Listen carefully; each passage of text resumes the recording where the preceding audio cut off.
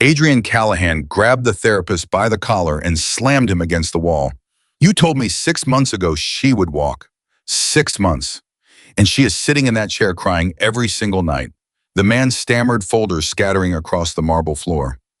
Adrian's voice dropped to something far more dangerous than a shout. You are fired. Get out of my house before I forget I am trying to be civilized. He released him, turned, and saw Claire standing in the doorway. She had heard everything. Her small face was completely white, and she slowly sat back down. Because even her father's rage could not make her legs work. Before we go any further, if this story already has your heart pounding, please subscribe to this channel or hit that notification bell and drop a comment telling us what city you are watching from. I want to see how far this story has traveled. Now let's go back to where it all began. Adrian Callahan did not become the most feared man in Chicago by being soft. He became that man by understanding one fundamental truth about the world: power was not given. It was taken, and once you had it, you held it with both hands and never let go, no matter what it cost you. He learned that lesson early. Growing up on the south side of Chicago in a neighborhood where the loudest sound on Friday nights was either gunfire or sirens, Adrian had watched his father work 3 jobs and still come home with nothing. He had watched his mother cry at kitchen tables over bills she could not pay. He had watched men with power walk through their neighborhood like kings while everyone else bowed their heads and moved aside. Adrian decided at 12 years old that he would never bow his head. By the time he was 20, he had already proven himself to men who had seen everything. By 25, he was running his own operation. By 30, he controlled 3 city blocks, 24 businesses, and the loyalty of people who would have taken a bullet for him without flinching. At 35, he fell in love with a woman named Marianne. Marianne DeLuca was not the kind of woman anyone expected Adrian Callahan to love. She was quiet where he was loud. She was patient where he was explosive. She believed in second chances, and Adrian had long since stopped counting his first ones. But something about her made the noise inside his head go quiet. Something about the way she looked at him, not at the power, not at the money, but at him, made him feel like maybe he was more than what the streets had shaped him into. They were married within the year. 2 years later, Marianne was pregnant. Adrian had never been a man who believed in God. But the night his daughters were born, lying in that hospital room with Marianne exhausted and glowing, and holding 2 tiny girls wrapped in white blankets, Adrian thought for the first time in his life that maybe something larger than himself existed. Maybe something had decided, despite everything he was and everything he had done, to give him this. Olivia came first. Loud and pink-faced and already furious at the world, she announced herself with a cry so fierce that the nurses laughed. She had Marianne's eyes and Adrian's jaw, and from her very first breath, she seemed determined to fill every room she entered.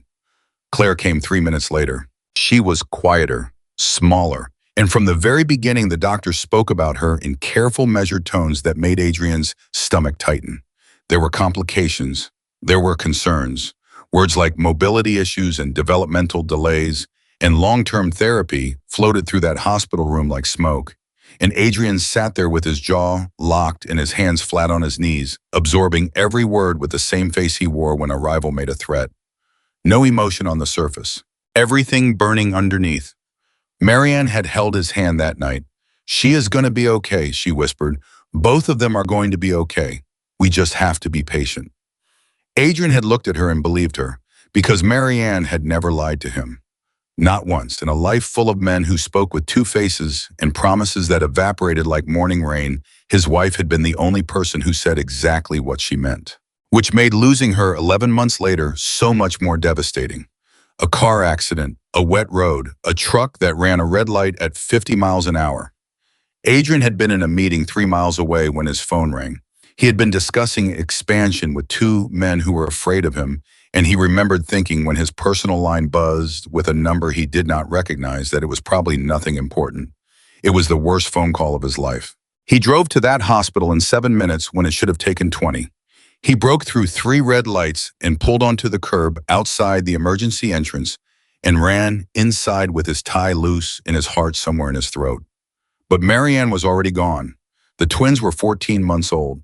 And Adrian Callahan, the man who had faced down armed rivals, who had sat across negotiating tables from men who wanted him dead, who had built an empire from nothing through will alone, sat in a hospital waiting room, and did not know what to do next. For the first time in his adult life, he was completely lost. In the months that followed, Adrian threw himself into two things: his business and his daughters. He hired the best nannies, the best doctors, the best child development specialists he could find. He renovated the mansion to make it safer. He hired security for the perimeter and cameras for the grounds. He made sure that Claire had access to every therapy session, every piece of equipment, every specialist in the country.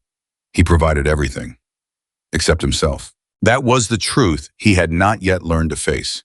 Adrian was present in his daughters' lives the way a photograph is present. They could see him, he was on the wall, but he could not hold them, not really, not the way Marianne had, not with that deep, settled, unshakable certainty that everything would be all right. Because deep down, Adrian was not certain anything would ever be all right again. He watched Claire through the security cameras some evenings, watched the therapist work with her, watched her try and fall and cry and try again. He watched the frustration on her small face, the way she would press her lips together and look down at her legs like they were something separate from her, something that belonged to someone else. And he felt completely helpless. The doctors told him that Claire's condition was manageable, that with the right support in the right environment, she could develop significant mobility, that children were resilient, that Claire specifically showed intelligence and determination that gave them genuine reasons for optimism. But then she would have a bad week, then two, then a month where she seemed to regress, pulling away from the equipment, refusing to engage with exercises, sitting in her chair with her face turned toward the window and her eyes somewhere far away. And the doctors would adjust their language, use phrases like emotional setback and psychological component and the will to progress. What they were really saying in their careful professional vocabulary was this: Claire was giving up. Not because she could not, because she had decided it was not worth the pain. Adrian hired a new head therapist, then another. He brought in consultants from Boston, from New York, from a clinic in Switzerland that cost him more per session than most people earned in a month. Each of them came with credentials and confidence and a methodology they were certain would work. Each of them eventually called Adrian into a quiet office and spoke to him with the same carefully arranged expression of professional concern. Mr. Callahan, Claire is a very bright child, but she is also deeply withdrawn. She does not respond well to structured exercises. She does not respond well to encouragement. We are finding that the harder we push, the more she retreats. Adrian would nod, he would ask the right questions, he would thank them for their time. And then he would go home and stand outside Claire's room in the dark hallway and listen to the silence inside, and he would feel something he had almost forgotten how to feel. Fear, not the useful kind, not the kind that sharpened a man and made him faster and smarter.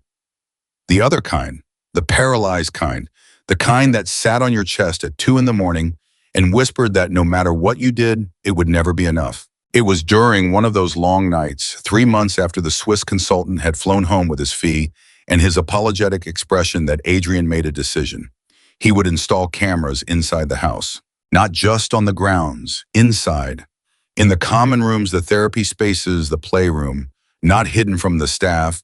He was not interested in traps or surveillance games. He told every employee what he was doing and why. He wanted to understand what was happening when he was not there. He wanted to see his daughter's days the way they actually were, not the way a scheduled visit or a nanny's report described them. His attorney had actually suggested, "You want to know the truth," Marcus Reyes had said, pushing his glasses up his nose in that habitual way he had. "Then watch. People behave differently when the boss is in the room. You want to see what your daughter's lives look like when nobody's performing for you." Marcus was the kind of man who had been with Adrian long enough to tell him the truth without flinching. Adrian respected him for it. He did not always like it, but he respected it. So the cameras went up, 16 of them covering every common area. Clear footage, good audio, a feed that streamed directly to Adrian's phone and to a monitor on his private desk. He told himself it was a security measure. He told himself he was protecting his daughters. He told himself a lot of things in those days. What he did not tell himself, could not have told himself because he did not know it yet, was that those cameras were about to show him something that would change every assumption he had ever made about strength, about progress, and about what it actually meant to help someone. Because 4 weeks after the cameras went up, a new maid arrived at the estate. Her name was Emily Carter. She was 31 years old. She had a round face and a warm smile and a soft, unhurried way of moving through a room that Adrian noticed on the first day because it was so completely unlike the careful, performance-ready energy most new employees brought to the Callahan estate. Most people who walked through those doors for the first time were nervous. They walked faster than they needed to. They smiled too quickly.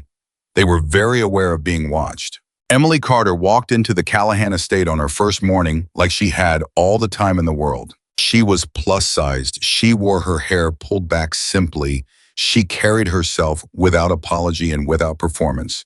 And when the head of household staff, a sharp-tongued woman named Donna, who had been running the domestic side of the mansion for 6 years, introduced Emily to the rest of the team, Emily simply nodded and said, "Thank you. I am glad to be here. I am a hard worker, and I do not cause trouble." Donna had given her a look that said she would be the judge of that. Adrian reviewed her file that evening. Background check clean. References excellent. Previous employment, and here Adrian had paused because the employment history was unusual. 3 years as a special education classroom assistant at a school in the western suburbs. Then 2 years at a nonprofit that worked with children with developmental delays. Then a gap of 18 months. Then a string of domestic service positions. He had flagged it for Marcus. Gap in employment, Marcus confirmed on the phone. Her father was diagnosed with a serious cardiac condition. She left her job to care for him. Medical bills were significant. She had to liquidate most of her savings. She took domestic positions because the hours were more flexible and the pay was more immediate. Adrian had been quiet for a moment. "She is qualified for more than cleaning rooms," he said. "Yes," Marcus agreed, "significantly more. But that is what she applied for." Adrian had set down the file and thought about that for a moment. Then he had picked it up and put it in the drawer and gone back to the rest of the evening's business. He had 17 other things demanding his attention.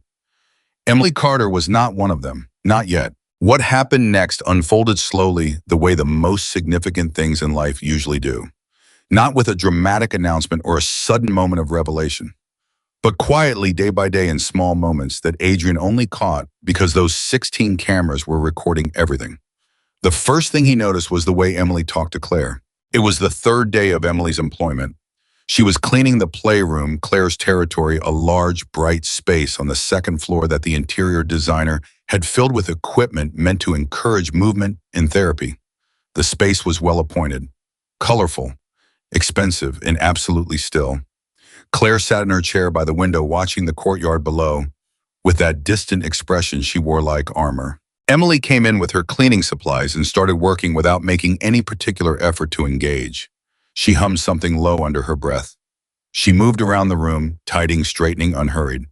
After about 4 minutes of silence, Claire said without turning her head, "You're new." "Yeah," Emily said, "started Monday." "Where did the other one go?" "Mrs. Patterson, she retired, I believe." Claire turned then and looked at Emily with the direct assessing gaze that all children have, and most adults forget. "You're fat," she said.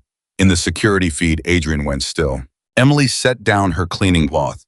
She turned to face Claire fully, and she said without any wound in her voice, without any performance of patience, without any of the careful, teachable moment, energy that adults so often deployed, when children said uncomfortable things, "Yes, I am.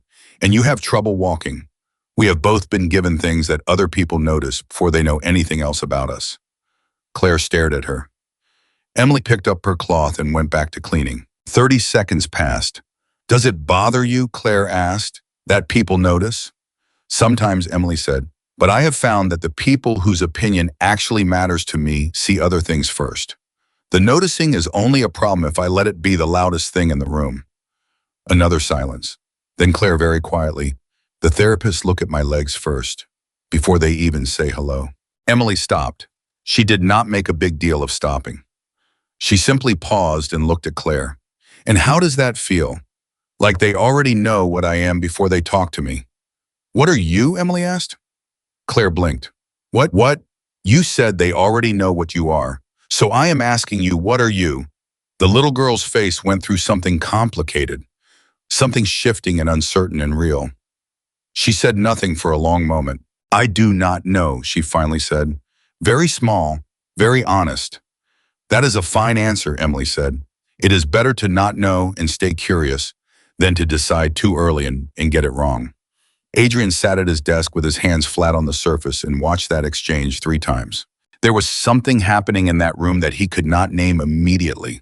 Something in the quality of the space Emily created simply by being present. It was not technique, it was not methodology. It was something older and more fundamental than both of those things. It was dignity. Emily had treated Claire like a person worth talking to, not a patient to be managed, not a child to be handled carefully, a person with a mind and observations and questions that deserved real answers. Adrian sat with that for a long time. He went back to his work. He had meetings, calls, a shipment issue in the Western District that needed his personal attention. The day moved forward with its usual relentless momentum, but the image stayed with him. That small girl in her chair by the window saying, "I do not know," with a kind of honesty that cost her something to offer.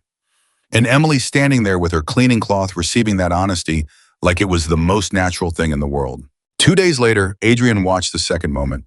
Claire had an afternoon therapy session scheduled with her current lead therapist, a compact and energetic woman named Dr. Renata Sorensen, who had come highly recommended from a children's development center in Michigan. Dr. Sorensen was good at her job. She was patient-structured and deeply committed. She also had a baseline of bright, encouraging energy that never seemed to vary, which Claire had apparently identified as a kind of script. The session had gone poorly from the start. Claire had refused to engage with the standing bar exercise. She had gone silent in that locked-away way. She had face-down hands in her lap.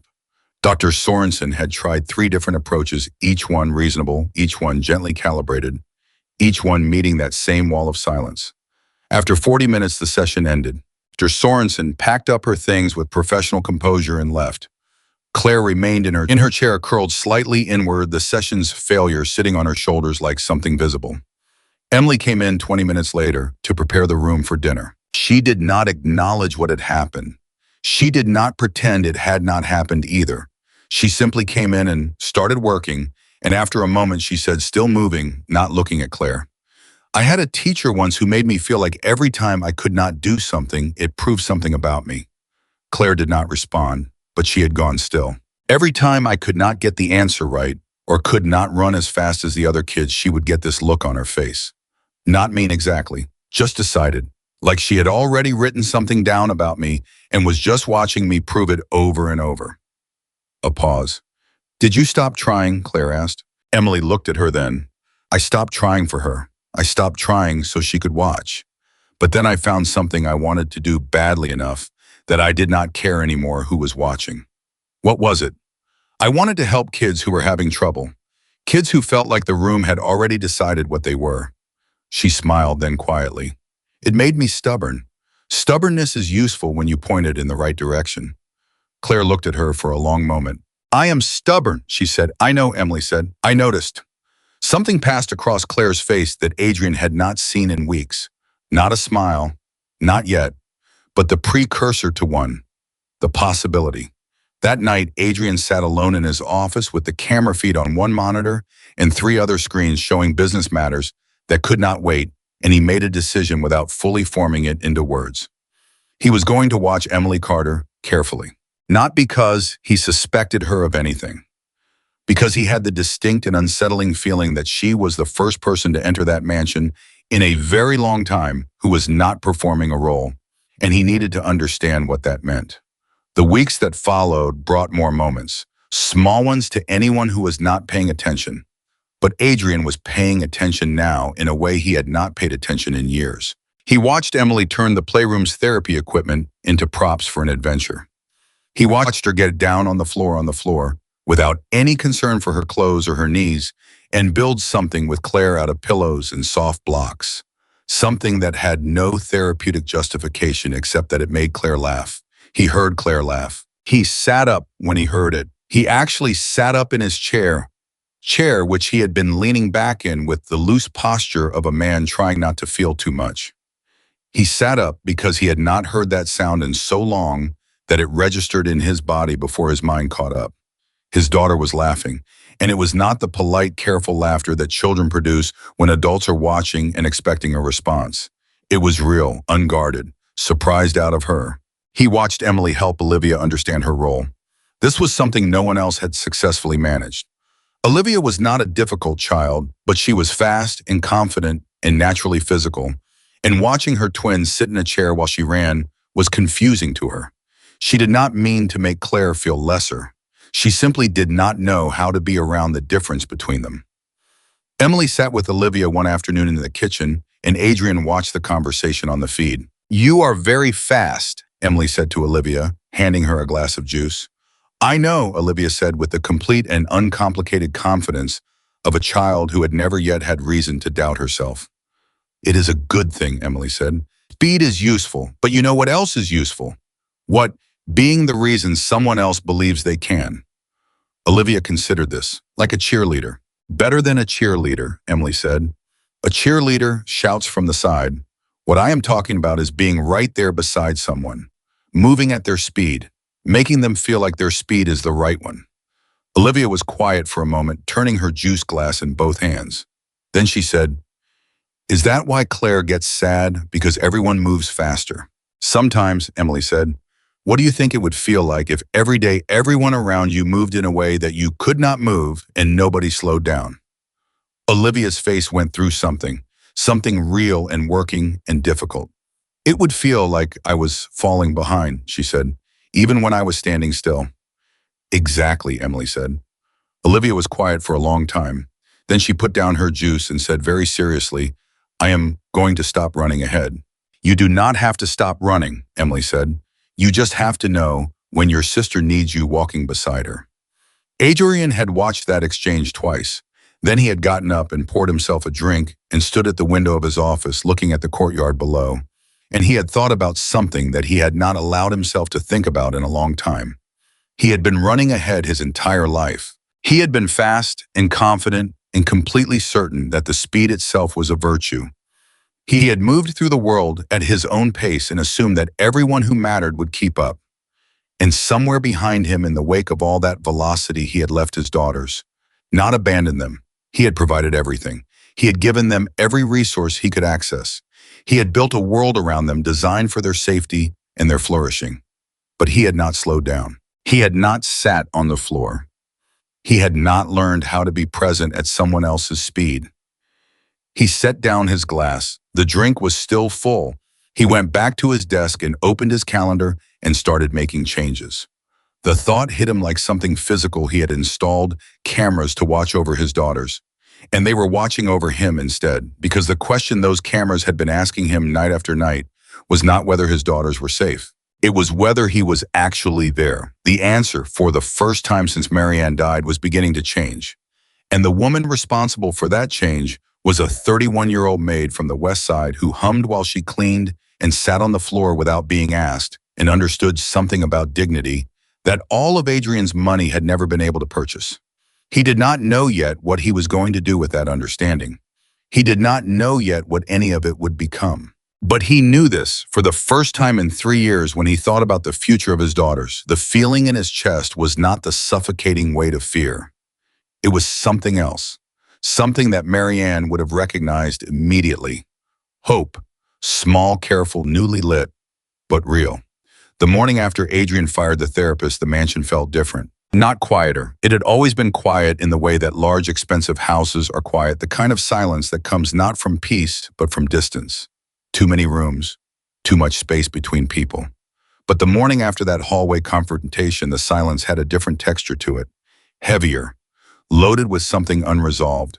Donna, the head of household staff, had gathered the team in the kitchen at 7 a.m.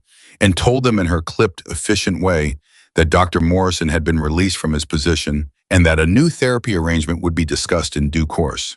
She said it the way she said everything, with the tone of a woman who had long ago decided that the fastest path through difficult information was a straight line. No editorializing, no sympathy, just facts. The staff nodded and dispersed. Emily stood at the counter pouring coffee into a thermos and said nothing. But she had heard Donna's tone beneath the words. And she had heard something else underneath, that the particular vibration of a household that was holding its breath, waiting to see what the man at the top would do next. She had been in enough houses to know that feeling. She picked up her thermos and went upstairs to start her morning work. Claire was already awake. Emily heard her before she reached the hallway. Not crying, not speaking, just the small rhythmic sound of something being tapped against a hard surface. She pushed open the playroom door and found Claire sitting in her chair by the window, knocking a wooden block against the armrest in a slow, steady beat that had no particular urgency to it. Just movement. Just something to do with her hands while her mind was somewhere else. "Morning," Emily said. Claire did not look up. "He fired Dr. Morrison." Emily set her thermos on the shelf and picked up her cleaning supplies. "I heard. Because of me." Emily stopped. She turned around slowly. "What makes you say that? Because I would not do the exercises." Claire's voice was flat, matter-of-fact, but her hand had stopped tapping. "I would not cooperate, and now he is gone, and it is my fault." Emily looked at the little girl for a long moment. Then she walked over and sat down on the low ottoman directly across from Claire, not beside her, not at an adult standing distance, but right there at eye level, close enough that Claire had nowhere to look except at her. "Let me tell you something about blame," Emily said. "Blame is the story we tell ourselves when we do not have enough information. You were not the reason Dr. Morrison lost his job. Do you want to know the actual reason?" Claire looked at her, wary. "What?" "Because your father watched a camera recording and saw something that made him decide that man did not deserve to be in this house anymore." Emily paused. "That is between your father and Dr. Morrison. It has nothing to do with whether you cooperated or did not cooperate. You are 3 years old.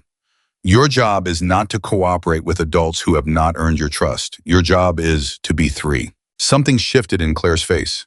Not resolution, not instant relief, but the beginning of a question forming where a conclusion had been sitting. "What did the camera show?" Claire asked. "That is your father's business," Emily said simply. "But it was not your fault. I can promise you that." She stood up and went back to her cleaning.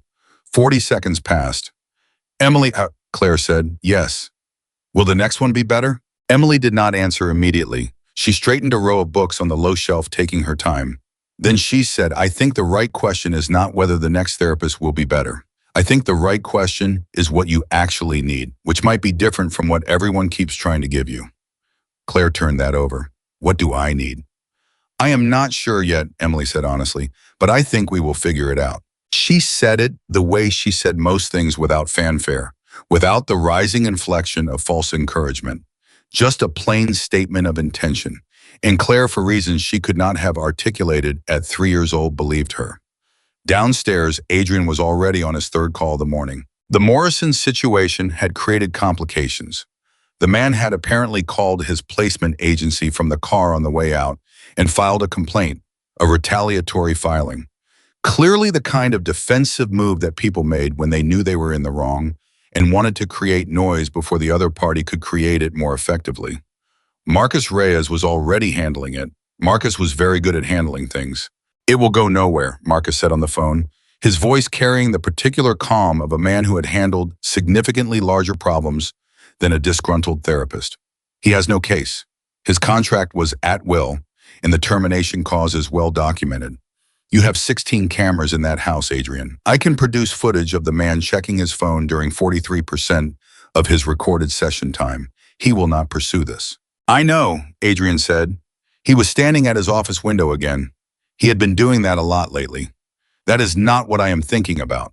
A brief silence on Marcus's end. "Then what are you thinking about?" Adrian watched a car move through the gate at the bottom of the drive. One of his security rotations. Everything orderly, everything controlled. "Claire thinks it was her fault," he said, "that I fired him because she would not cooperate." Another silence, longer this time.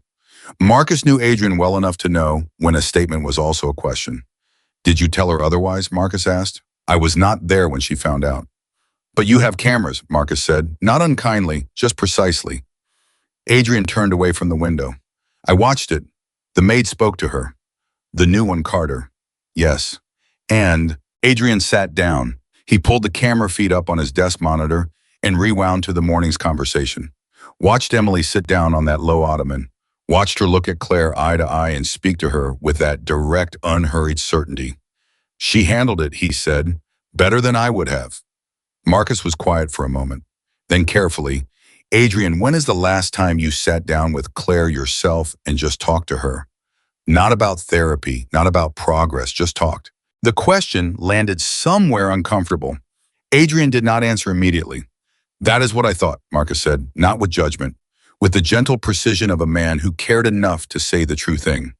You are watching your daughters on cameras, my friend. You are present in the footage, but not in the room. Adrian ended the call shortly after. He sat alone in his office for 11 minutes, he knew, because he watched the clock and then he stood up and walked out of the office and up the stairs and down the hall to the playroom. He stood in the doorway. Emily was at the far end of the room reorganizing a shelf. Claire was in her chair. Olivia was on the floor with a set of colored blocks building something architectural and precarious that she kept adjusting with the focused intensity of a small engineer. Everyone looked up when he appeared. Olivia said "Daddy" with the uncomplicated joy that she brought to most things. Claire said nothing. She watched him with those careful eyes. Adrian walked into the room. He was aware of Emily stepping back slightly, not retreating, just creating space the way a person does when they understand instinctively that something else needs to happen and their job is to make room for it. He pulled a chair close to Claire and sat down. "I heard you had a thought this morning," he said, "that Morrison leaving was your fault." Claire looked at her hands.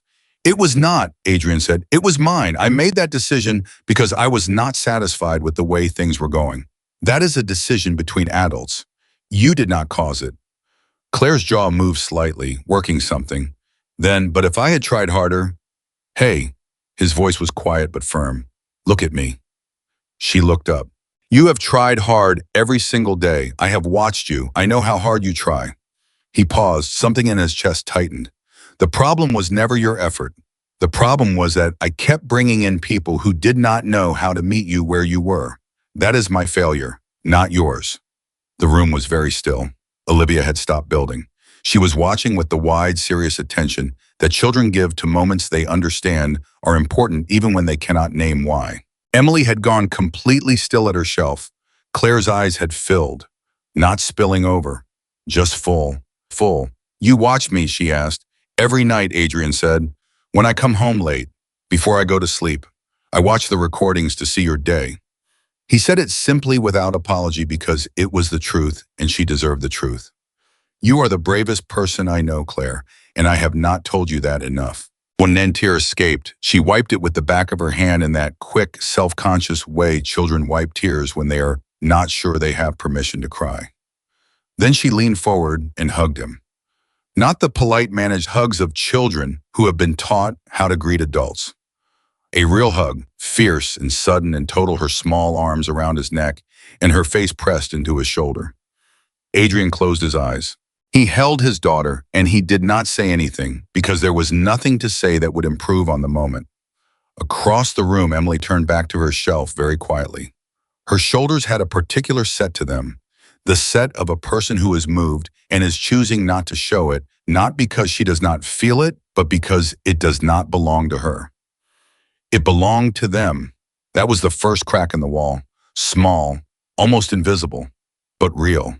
Over the following 2 weeks, Emily began to understand the full shape of what she was working with.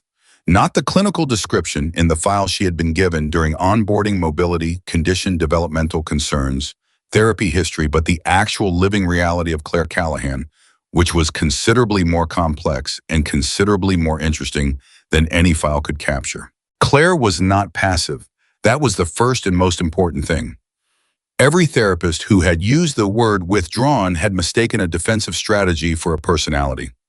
Claire withdrew when she felt observed, when she felt like her performance was being evaluated, when she sensed that the person in front of her had already decided what she was capable of and was now simply waiting to be proven right or wrong.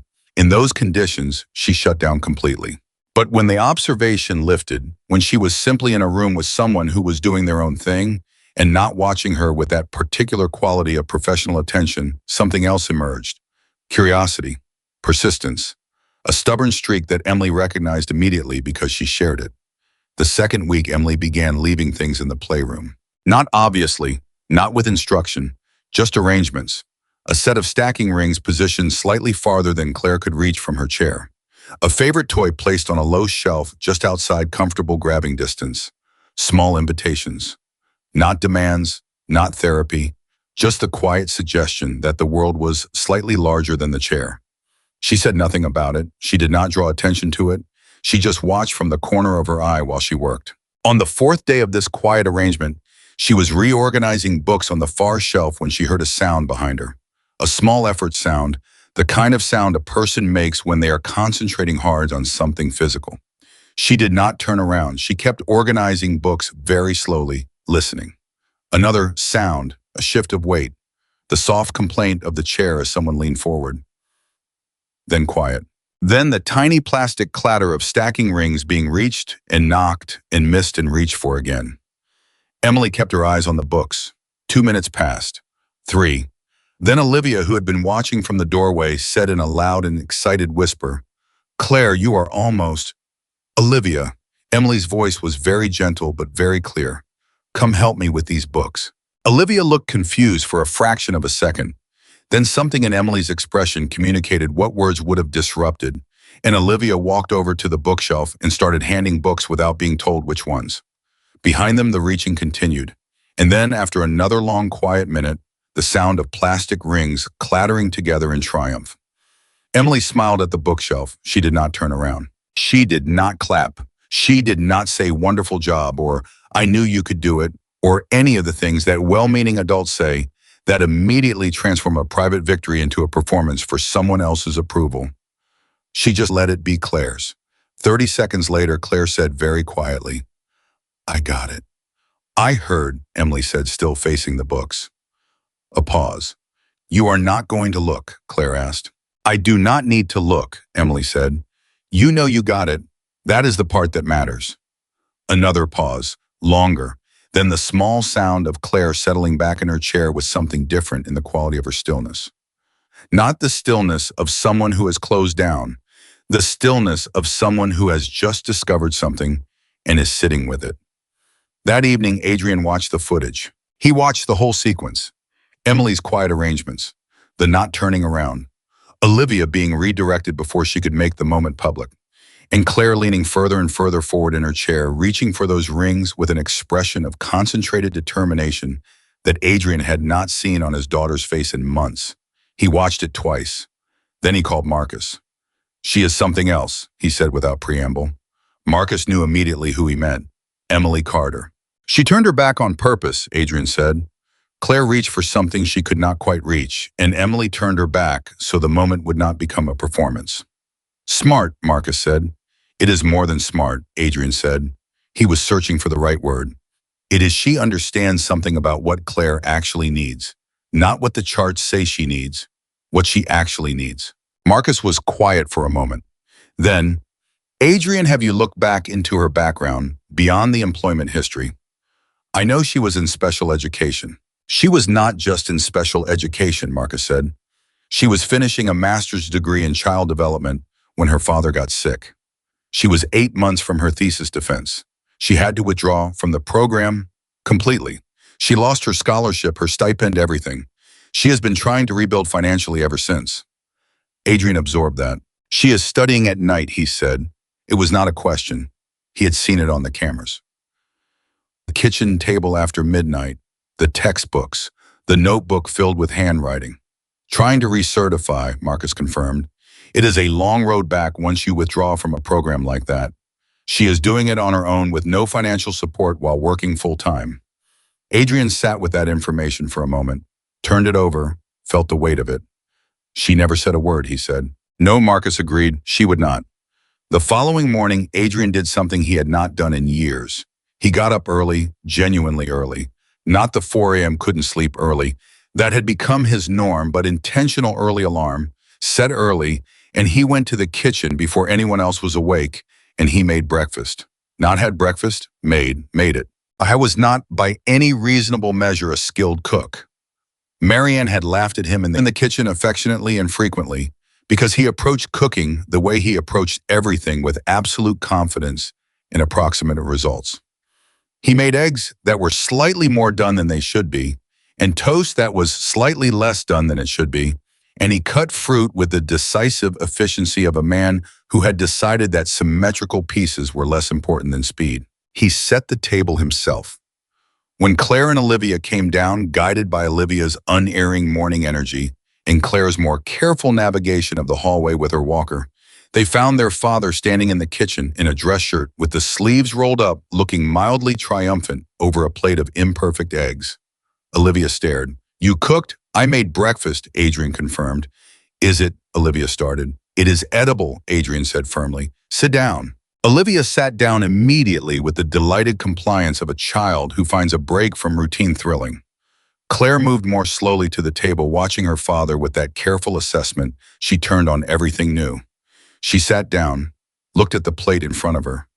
"The eggs are brown on the bottom," she said. "They are," Adrian agreed, sitting down across from her.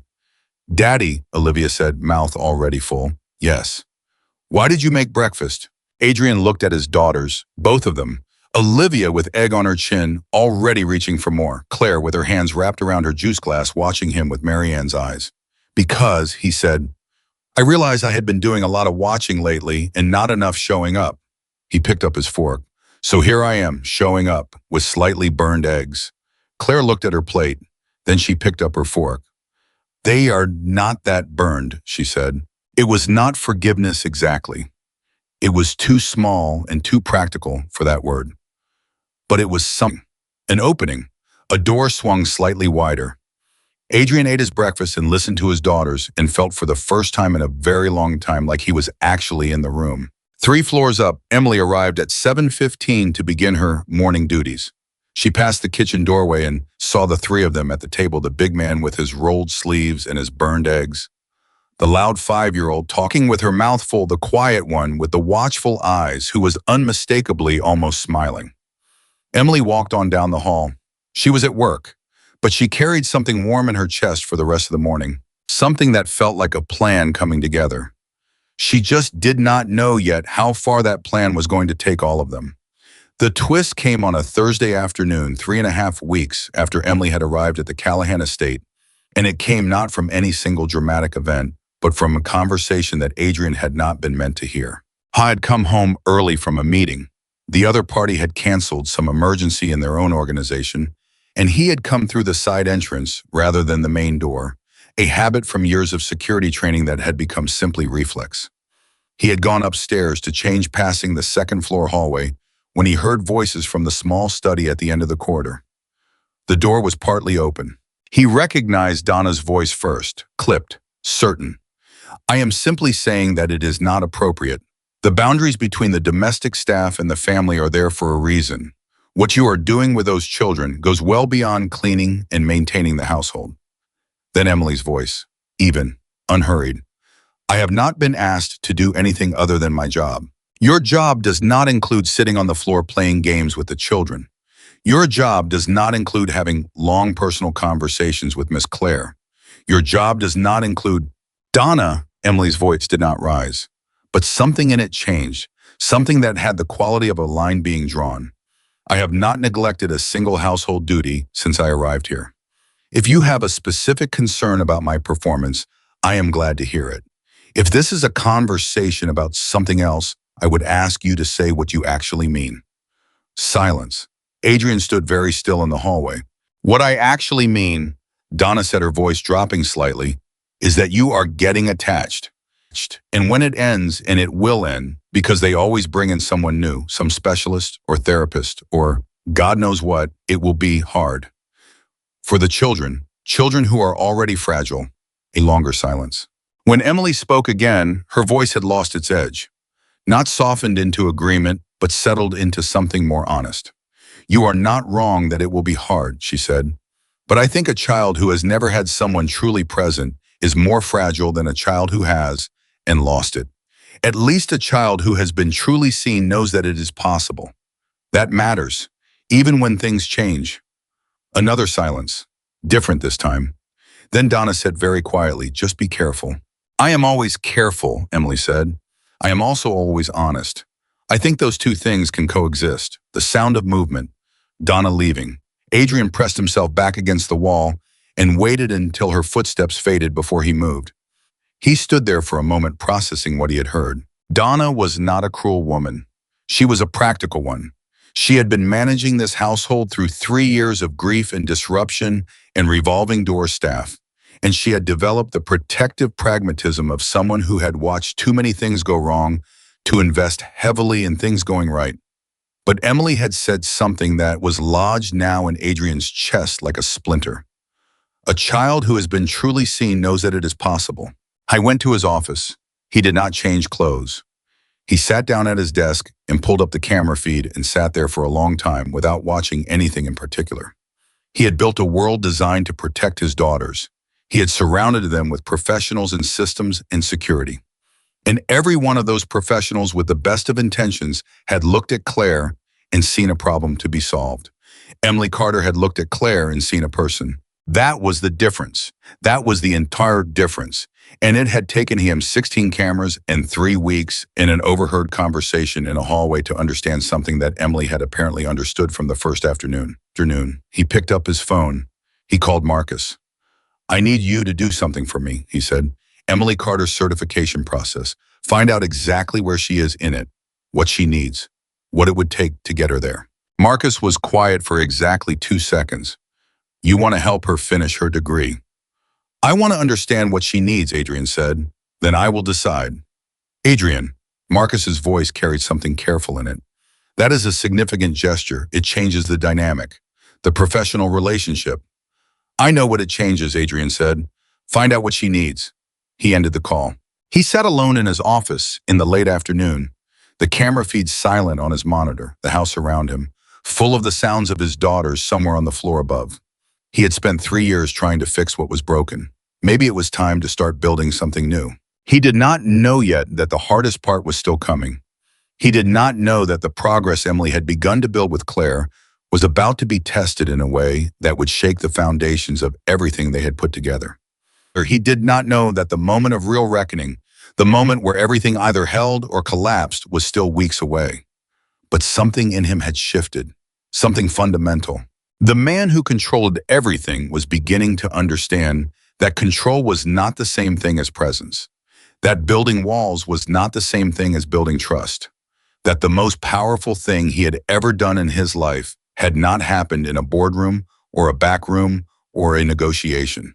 It had happened at a kitchen table with burned eggs. And a daughter who had looked at him and said, "They are not that burned," which in the language of a wounded child meant something closer to, "I see you trying, and I am willing to try too." He was going to be worthy of that. He did not know exactly how yet, but he had never in his life set an intention and then failed to find a way. I was not going to start now. Marcus delivered his report on a Monday morning, sliding a single printed page across Adrian's desk with the quiet efficiency of a man who understood that sometimes information was better received on paper than over the phone. Adrian read it without speaking. Emily Carter needed 14 more credit hours to complete her master's degree in child development. And she had a thesis topic already approved. She had done that before withdrawing, gotten that far. At least a study on trust-based intervention methods for children with mobility-related anxiety. She owed the university $11,000 in deferred tuition before they would reinstate her enrollment. Her current certification as a special education assistant had lapsed 18 months ago and required 40 hours of continuing education to restore. The night studying Adrian had watched on the cameras was not casual self-improvement. It was a woman systematically rebuilding a career from the foundation of brick by brick alone after everything had been taken from her. Adrian set the page down. "How long has she been trying to put this back together?" he asked. "Best estimate about 2 years, Marcus said. She has been doing it entirely on her own. No financial support, no institutional backing. She picks up continuing education units one at a time when she can afford them."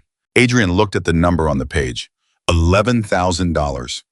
Less than he spent on security in a single quarter. Less than the Swiss consultant had charged for 3 sessions. "Fix it," he said. Marcus did not move immediately. "Adrian, I want to be clear about what you are asking.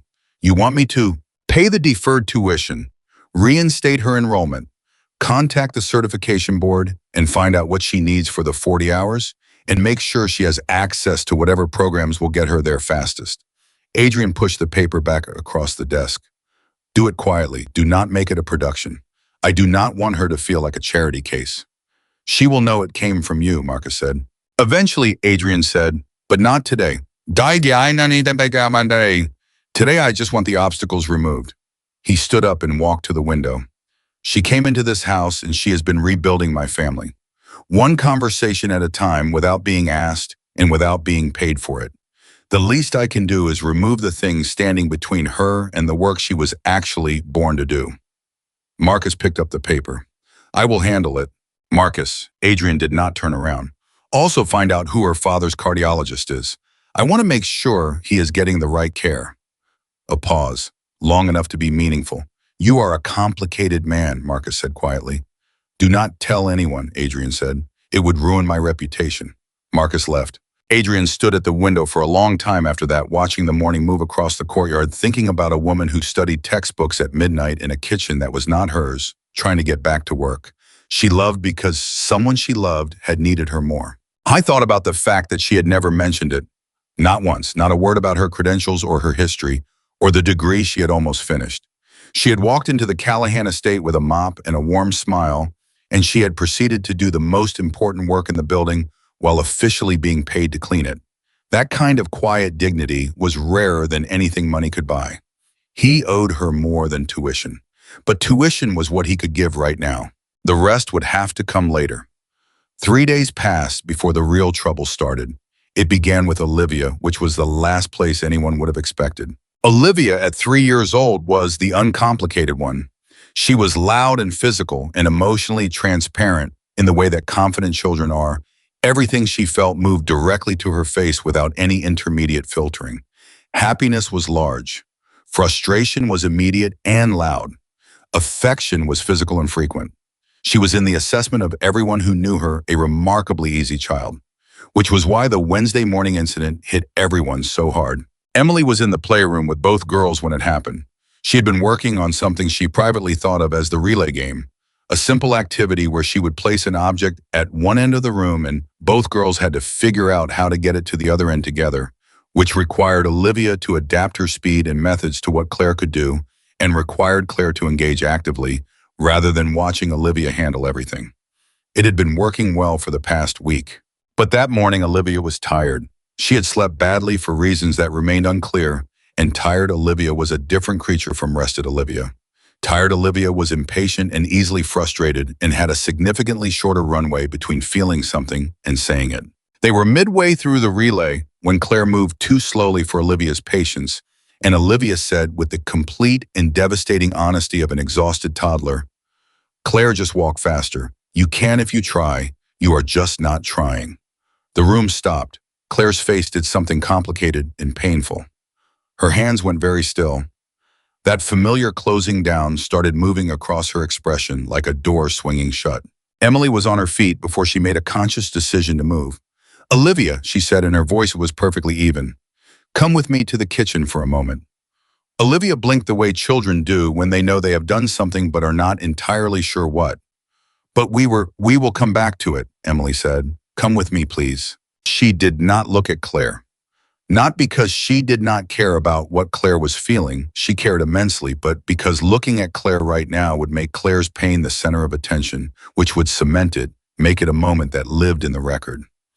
Emily needed it to be a pause, not an event. In the kitchen, she poured Olivia a glass of water and waited until the girl drank some of it. "Olivia," she said, "what you said to your sister. Do you know why that was hard to hear?" Olivia's chin had the particular set of a child preparing to defend herself. "Because it is true, she can walk more than she does. I have seen her." Emily sat down across from her. "You are right that you have seen her. You have seen her work incredibly hard. You have seen her do things that cost her a lot." She paused. "Have you ever had a day when something was hard for you? Something other kids did easily?" Olivia thought about it. "Sometimes I cannot reach things," she said somewhat resentfully, "because I am small. And when you cannot reach something and someone else can, and they say just reach higher, how does that feel?" Olivia's face moved. "It feels mean," she said quietly, "even if they do not mean it to be mean." "Yes," Emily said, "exactly that." She leaned forward slightly. "You are your sister's person, Olivia. You are the one she compares everything to. When you say she is not trying, it lands differently from anyone else on earth saying it, because she wants so badly to be what you think she is." Olivia's eyes had filled. I did not mean to be mean. I know you did not, Emily said. And you are going to go back in there, and you are going to play the game again, and you are going to do it at whatever speed Claire moves at. Not because you have to, but because you love her and you want to be the person who makes her feel like she is enough. Olivia slid off the chair. She walked back toward the playroom with the particular gait of a child who has been given something important to carry and knows it. Emily followed a step behind. At the doorway, Olivia stopped in front of Claire, who was still in her chair with that carefully constructed blankness on her face. I am sorry, Olivia said. I was tired and I said something dumb, and I am sorry. Claire looked at her sister. It was dumb, she agreed, but the blankness had cracked. Just slightly. Olivia grabbed the relay toy and held it out. Do you want to try again? A pause that lasted about 5 seconds and felt like 5 minutes. Yes, Claire said. Emily exhaled. They played for another 40 minutes, and Olivia did not once rush ahead. That evening on the camera feed, Adrian watched the whole sequence. Olivia's careless cruelty, the way Claire's face had shut down, Emily's immediate calibrated response, the kitchen conversation.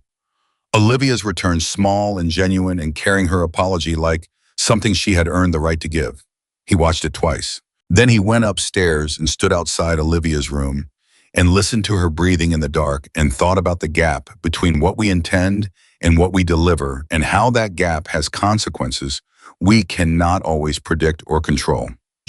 He had never said you are not trying to his daughters, but he had said other things, or more accurately, he had not said things, had been absent in ways that were their own kind of message, had provided and arranged and protected and never once sat on the floor. I thought about Olivia's face in that kitchen the moment she understood that careless words from the right person could hurt in ways that deliberate cruelty from a stranger never could.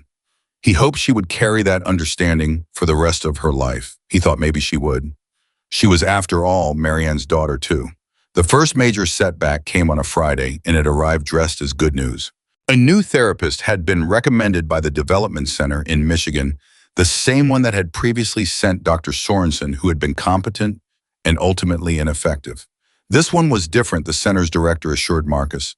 Dr. James Whitfield had 20 years of experience specifically with mobility-related developmental delays in early childhood.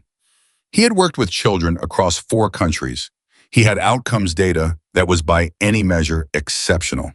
He was also the director mentioned coming to Chicago for an unrelated conference and could fit in an introductory session. Adrian had agreed. Emily heard about it from Donna on Thursday afternoon, delivered in Donna's characteristic way, which was to say factually and without emotional content, as if the information were simply weather. Emily said nothing in response. She finished her afternoon duties and went home and sat at her own kitchen table. Not the Callahan kitchen, her kitchen. The small one in the apartment she shared with her neighbor's cat, who had adopted her uninvited, and she sat there for a while thinking about what Dr. Whitfield's arrival would mean, not for her position. She was not thinking about that. She was thinking about Claire. She was thinking about the specific and fragile thing they had been building together over the past 5 weeks. The relay games, the toys placed just out of reach, the conversations that never pushed but always opened a door. The morning 3 days ago when Claire had, without prompting, without an audience, pulled herself up on the low shelf in the playroom and stood, weight on both feet, hands barely touching the shelf for balance for 11 seconds before sitting back down. Emily had been at the other end of the room with her back turned. She had heard it, had heard the intake of breath, the shuffle of feet finding the floor, the quiet trembling effort of it. She had not said a word, because it was Claire's. But she had felt it like something lighting up in her chest. 11 seconds. It was not walking. It was not what any assessment rubric would record as progress. But it was Claire deciding privately and entirely on her own terms to try. And now Dr. James Whitfield, with 20 years in 4 countries and exceptional outcomes data, was coming on Friday. Emily understood the world well enough to know what exceptional outcomes data required. It required measurable milestones, structured exercises, recorded progress. It required a child to perform. She showed up to work the next morning and did her job with the same unhurried thoroughness she always brought, and she said nothing to anyone about what she was thinking. Our Whitfield arrived at 2 in the afternoon. He was tall, well-dressed, projecting the particular confidence of a man who had been the most qualified person in most rooms for 20 years. He shook Adrian's hand with warmth and directness. He had a good handshake. He spoke knowledgeably and with evident, genuine passion about his field. He asked smart questions about Claire's history and listened to the answers carefully and nodded with the attentiveness of someone who was actually incorporating the information. Adrian liked him immediately. They went upstairs together. Adrian and Dr. Whitfield, and Adrian opened the playroom door and introduced Claire. Claire looked at Dr. Whitfield. Dr. Whitfield smiled his professional, warm, carefully calibrated smile and said, "Hi, Claire, I have heard a lot about you. Do you mind if I come in?" Claire looked at him for a long moment. Then she looked at her father. Then she looked back at Dr. Whitfield and said very politely, very quietly, "I would rather not today." The room balanced on that sentence for a moment. Dr. Whitfield kept his expression professional. Adrian kept his expression neutral. The air in the doorway had a particular quality to it, the quality of a moment that could go several different directions depending on what happened in the next 10 seconds. It was Emily passing in the hallway with a laundry basket who spoke. Not loudly, not intrusively, just, "Mr. Callahan, should I leave fresh towels in the guest room for Dr. Whitfield, or will he not be staying?" It was a perfectly ordinary domestic question, but it gave everyone in the doorway a reason to reset, to breathe, to not make Claire's refusal into an event that would compound itself. Adrian said, "Thank you, Emily. Yes, please," even though it made no sense because Whitfield was not staying, and Emily nodded and continued down the hall. And in the 30 seconds of that exchange, the doorway tension had recalibrated into something manageable. Adrian looked at his daughter. "We will try another time," he said, simply, without disappointment in his voice, which cost him something. He pulled the door mostly shut. In the hallway, Dr. Whitfield was impressively gracious about it. "It happens," he said. "New faces are hard. We will build a rapport over time. I would suggest a slower introduction. Perhaps I come twice more in a casual capacity before we attempt any formal session." It was the right professional answer. Adrian thanked him and walked him to the sitting room for coffee, and later he would think that Whitfield was probably genuinely good at his job and probably would have helped Claire given enough time. But that was not what happened, because downstairs 20 minutes after Adrian and Whitfield went for coffee, Emily was folding laundry in the utility room when she heard footsteps in the hallway and looked up to find Claire in the doorway. Claire on her walker. She had navigated the full length of the second-floor hallway and made her way to the stairs, which she was not supposed to attempt alone, and somehow gotten down them, which she had never done independently before. Emily stared at her. Claire stared back. "You came downstairs by yourself," Emily said. "I did not want to be up there alone," Claire said. Her voice was very small. Emily set down the laundry. She pulled a stool close to the counter and patted it, and Claire made her way over and climbed up with the focused effort she brought to anything that required her body to cooperate.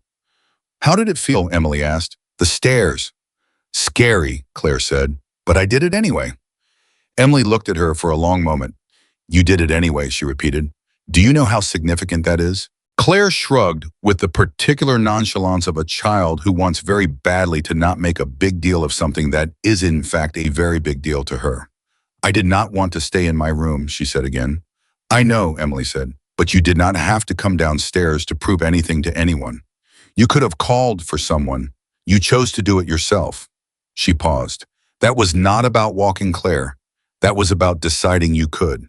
Claire looked at the laundry basket. Then, "Is the new doctor going to make me do things I do not want to do?" "I do not know," Emily said. "Honest, always honest. He might ask you to try things that are hard. Will you be there?" Emily was quiet for a beat. The question was simple and the answer was complicated because the answer was that Emily was a maid and Dr. Whitfield was a credentialed specialist in the space where therapy happened was not Emily's professional territory. The answer was that her being in that room during sessions was not a given and probably not likely. "I will always be in this house," Emily said carefully, "and you can always find me." Claire heard what Emily did not say. She was a perceptive child. She looked at Emily with those serious eyes and said, "That is not the same as being there." "No," Emily agreed, "it is not." A pause. "What if I do not get better?" Claire said, and her voice had changed. Gone from the careful neutrality of a child trying not to want too much to something more exposed, more genuine.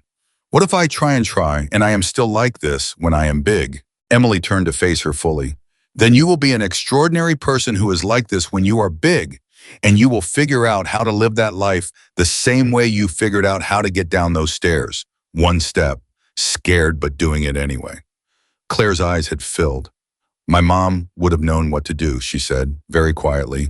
The kind of quiet that comes from a place so deep it has rarely been opened. Emily felt the full weight of that sentence land in her chest. She did not flinch from it.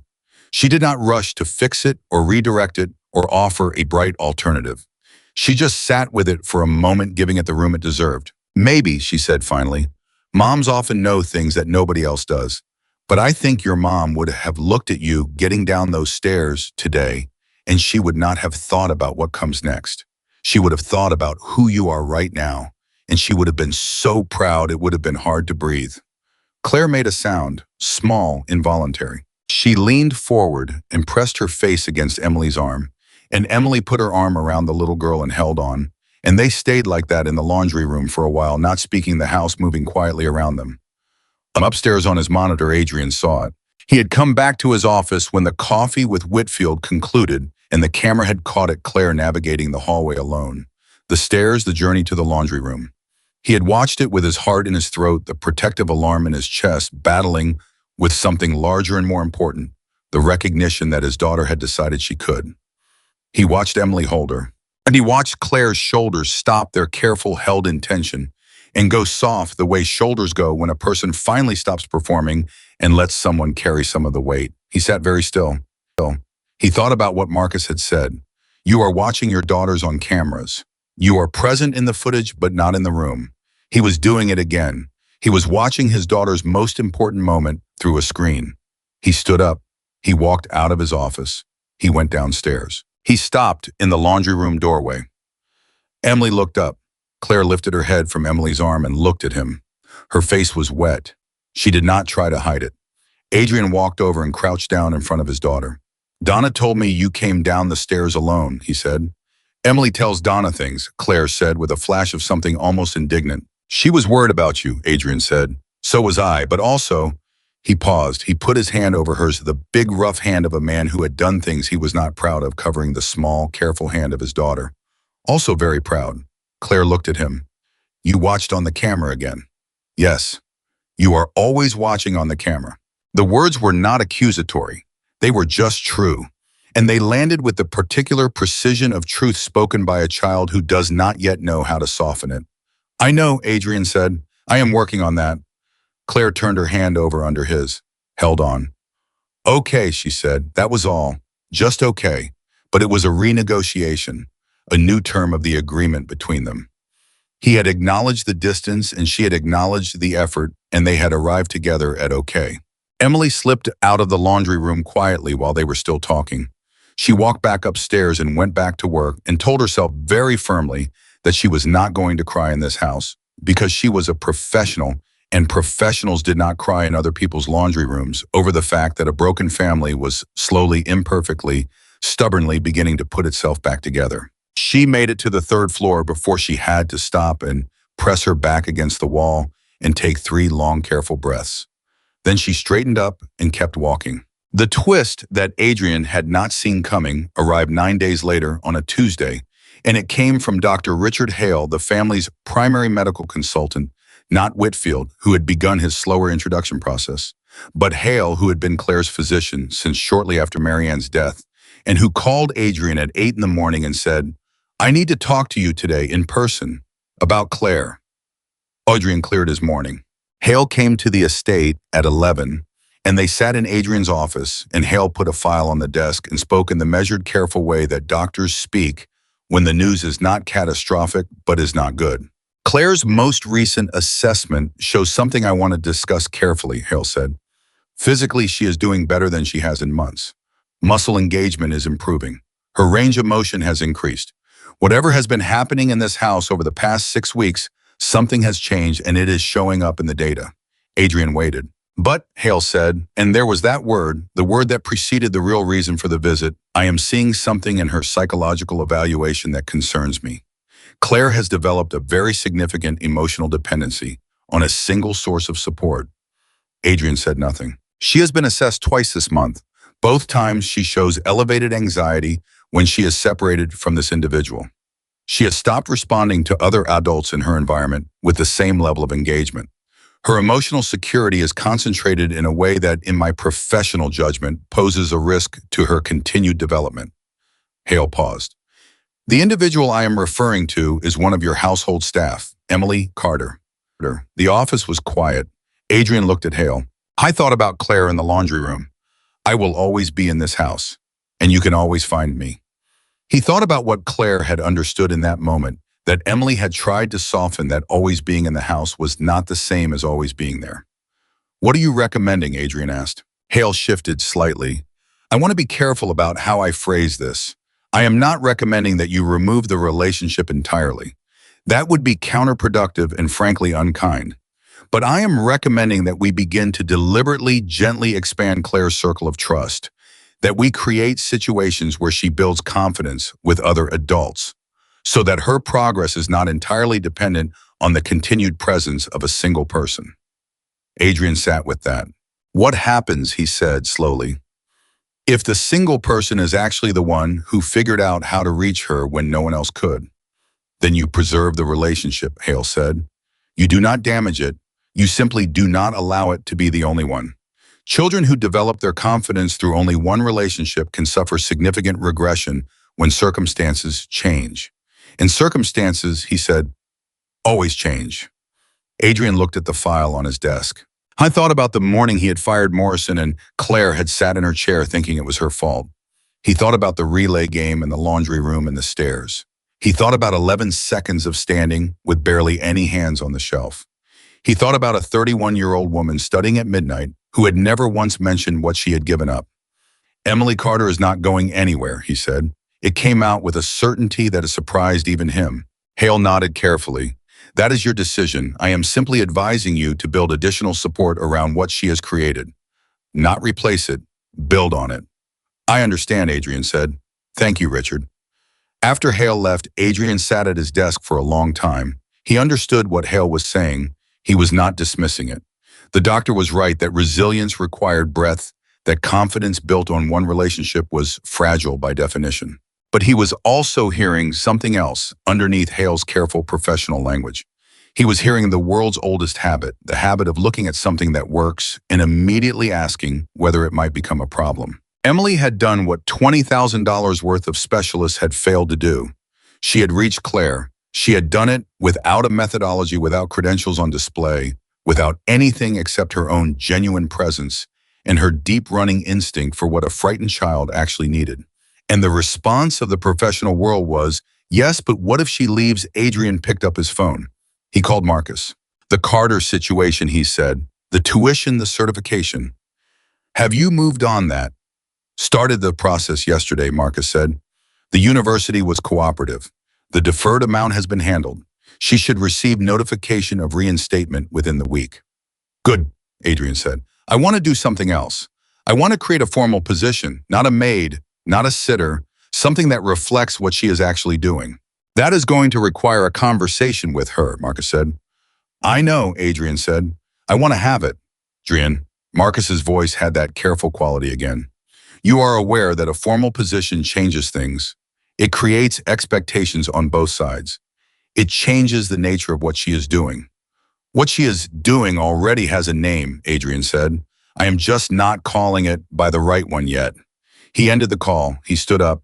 He walked out of his office. He went to find Emily. She was on the second floor in the small sitting room adjacent to the playroom, and she was not cleaning. She was sitting on the low window seat with Claire beside her, and they were looking at something in a book together, and Claire was pointing at something and saying, that one because it has the best ears. And Emily was saying, I think you are right. The ears are extremely superior. And they were both laughing. Adrian stood in the doorway and watched. Claire noticed him first. Her laughter did not shut down the way it used to when adults interrupted. She just looked up and said, Emily says this dog has superior ears. Do you think so? Adrian walked over and looked at the book. Objectively superior ears, he agreed. No question. Claire smiled. Emily looked at him with the alert, measured attention of a woman who had learned to read the temperature of a room very accurately and was reading this one now. She knew this was not a casual visit, but she said nothing, just gently closed the book and said, "Claire, why don't you pick the next one? I will be back in a minute." She stood up and followed Adrian into the hallway. He looked at her directly. "I need to offer you something, and I need you to hear the whole thing before you respond." Emily stood very still. "All right. I know about your degree," he said. "I know about your father. I know what you walked away from and what it cost you. The university has been notified and your enrollment has been reinstated. The deferred tuition is handled." Emily's face went through something rapid and complicated. Her eyes changed. Something in them that had been very carefully held in place shifted, and for a moment she looked less like a professional composing a response and more like a human being absorbing something unexpected. "Mr. Callahan," she started. "Adrian Callahan," he said, "and let me finish." He took a breath. "I want to create a formal position in this household for a child development specialist, specifically for Claire, and eventually for the program I intend to build. I want that position to be yours. Proper salary, proper title, proper support. Your work here has been the most valuable thing that has happened in this house in 3 years, and I have been paying you to mop floors." Emily was quiet. Her hands were very still at her sides. "Why?" she asked. Not with suspicion, with genuine need to understand. "Because you looked at my daughter and you saw her," he said. Simply, "Do you know how rare that is? Do you know how many people have walked through this house with clipboards and case studies and not once just seen her?" He stopped, steadied himself. "Whatever you have done, Emily, it is not something money buys. But I would like to compensate you appropriately for it and give you the resources to do it properly and officially." Emily looked at him for a long time. He could see her processing it, not the offer itself, but the context around it, the implications, what it would mean for Claire, what it would mean for her own unfinished ambitions, what it would mean to say yes. "Claire will need more than me," she said finally. "Dr. Hale is right about that. She needs multiple adults she trusts.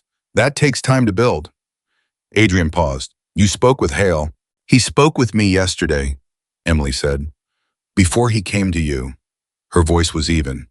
"He wanted my perspective on Claire's emotional landscape."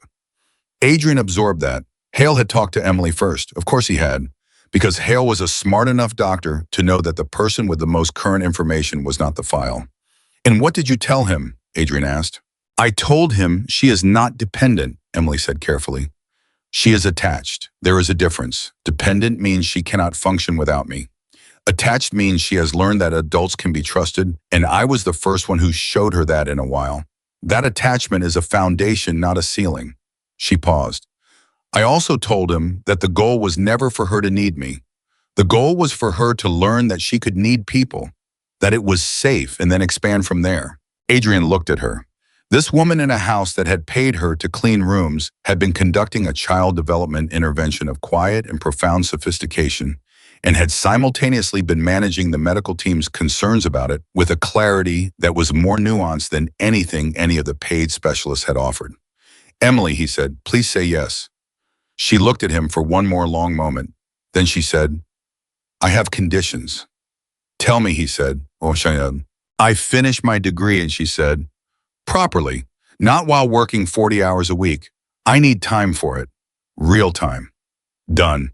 Claire's therapy plan is collaborative. No specialist makes decisions about her care without including me in the conversation. I have seen too many plans made over children's heads that never account for who the child actually is." "Agreed." "And when this works," she paused and something shifted in her expression, something that was not quite certainty, but was the direction of it. "When Claire is ready, the work we have built here becomes a model. I want to use it. The thesis I never finished, the methodology. I want to build something real with it." Adrian looked at her for a long time. Then he said, "I was already planning on it." Emily's composure held, but just barely. And Adrian, for the second time in his life, the first being the night his daughters were born, felt something that moved through him that was not strategy, not calculation, not the measured assessment of advantage and risk. It was the feeling of something clicking into its right place. Not perfectly, not without complication. The road ahead was still long, and Hale was not wrong, and Claire still had hard days ahead of her, And Dr. Whitfield still needed to be navigated, and Donna still watched everything with careful, pragmatic eyes. But this was right. He knew it the way he had always known the important things, not through reasoning to a conclusion, but through the sudden absence of doubt. Emily Carter had walked into his house to clean floors, and she was going to change everything. She already had. Emily said yes on a Wednesday. By Thursday morning, the entire household knew something had changed. Not because anyone announced it, not because Donna circulated a memo, or Adrian gathered the staff, but because the Callahan estate was a closed ecosystem, and in closed ecosystems, shifts in power and structure move through the air like weather. People felt them before they understood them. Donna found out the official way Marcus called her directly, professional courtesy one senior household figure to another, and she received the information with the particular stillness of a woman who had seen enough changes in this house to know that her feelings about any given change were largely irrelevant to its outcome. She thanked Marcus. She hung up the phone. She stood in the kitchen for exactly 40 seconds. Then she went back to her schedule. But later that morning, she found Emily in the upstairs hallway, and she said without preamble, without looking directly at her, while continuing to straighten a picture frame that did not need straightening, "I hope you know what you are doing." Emily stopped. "I hope so too," she said honestly. Donna's hands stilled on the frame. She turned slightly. "That child has had too many people come and go. Too many people who meant well and then meant something else." Her voice was not unkind. It was the voice of a woman who had watched the wreckage. "If you take this and then something changes." "I know," Emily said. "I am not taking it lightly." "Good," Donna said. She straightened the frame one final time. Then so quietly it was almost not said at all. "She likes you more than she has liked anyone since her mother. That is not a small thing to carry." She walked away before Emily could respond. Emily stood in the hallway alone for a moment, feeling the full weight of that sentence settle onto her shoulders. She had known it. Of course she had known it. But hearing it from Donna, pragmatic, unsentimental Donna who trusted nothing easily, and no one quickly made it real in a different way, made it a responsibility she could not set down at the end of a shift. She took a breath. Then she went to find Claire. The first week of Emily's new role moved differently from every week before it. Not dramatically. Buwagayam. Not with announcements or structural overhauls, but with a subtle shift in the quality of time, the way time changes when people stop performing and start actually working. Emily met with Dr. Whitfield on Friday of that week. She had asked for the meeting herself, which had clearly surprised him. Not offended him, but recalibrated his assumptions about who she was and what the meeting would require of him. He had come prepared to brief a caregiver. He left having been briefed by one. She walked him through 6 weeks of observation. Not clinical notes she had kept, those they were precise and detailed and referenced. Developmental literature he recognized, but also the lived texture of what she had seen.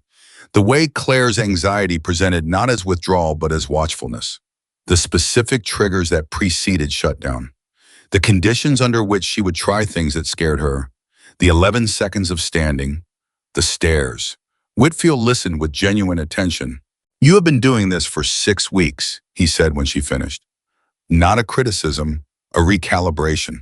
Informally, Emily said. The approach has been intuitive rather than structured. I think it needs to become both. Whitfield looked at his notes. Then he said something that Emily had not expected. Your instinct about performance anxiety is consistent with a body of research that most practitioners in this field underutilize. There is a significant literature on observation-induced inhibition in pediatric motor development. Children who feel assessed perform differently and usually worse than children who feel simply accompanied. He paused. What you have been doing has a name. It is just rarely implemented because it requires a level of patience that most institutional settings cannot sustain. I know, Emily said. I want to work with you, Whitfield said. Not around you, if that is acceptable. It was the right answer. Emily told him so. They agreed on a structure that would have looked unusual to any outside observer. Whitfield would be present in the house twice a week, but the first 3 visits would involve no formal session at all. He would simply be in the same space as Claire, doing nothing in particular until Claire stopped performing for him and started ignoring him. Only then would they introduce anything structured. Emily called it the background method privately. Whitfield called it strategic ambient exposure. Claire called it that tall man keeps coming over and just sitting there. But by the second week, she had started talking to him. Not about therapy, not about her legs, about dogs, specifically about the superiority of certain dogs' ears, a subject she had developed strong opinions on following the book she and Emily had been reading. Whitfield, to his credit, engaged with full seriousness on the ear question. He had, it turned out, a dog of his own, a large animal with remarkably unremarkable ears, and Claire found his willingness to admit this failing in his pet both hilarious and endearing. Adrian watched all of it on the cameras. He had not stopped watching the cameras. He suspected he never would not entirely. But the watching had changed character completely. He was no longer searching for problems. He was watching the way a man watches something he loves, not to control it, but because it mattered. He watched Whitfield sitting on the floor talking about dog ears and thought about how much this moment had cost him to reach. Not in money, though the money had been considerable. In time, in wrong turns, in fired therapists and Swiss consultants, and months of watching his daughter close down one increment at a time. He thought about the fact that what had finally worked was not a methodology. It was a 31-year-old woman who knew that the first step was trust and the second step was everything else. It was now 4 weeks into Emily's new role and the birthday was coming. Claire and Olivia's 4th birthday. Adrian had been thinking about it for weeks quietly in the way he thought about things that mattered too much to approach directly. He had organized birthdays before, managed them, really delegated them, ensured they were appropriate and well catered and attended by the right people.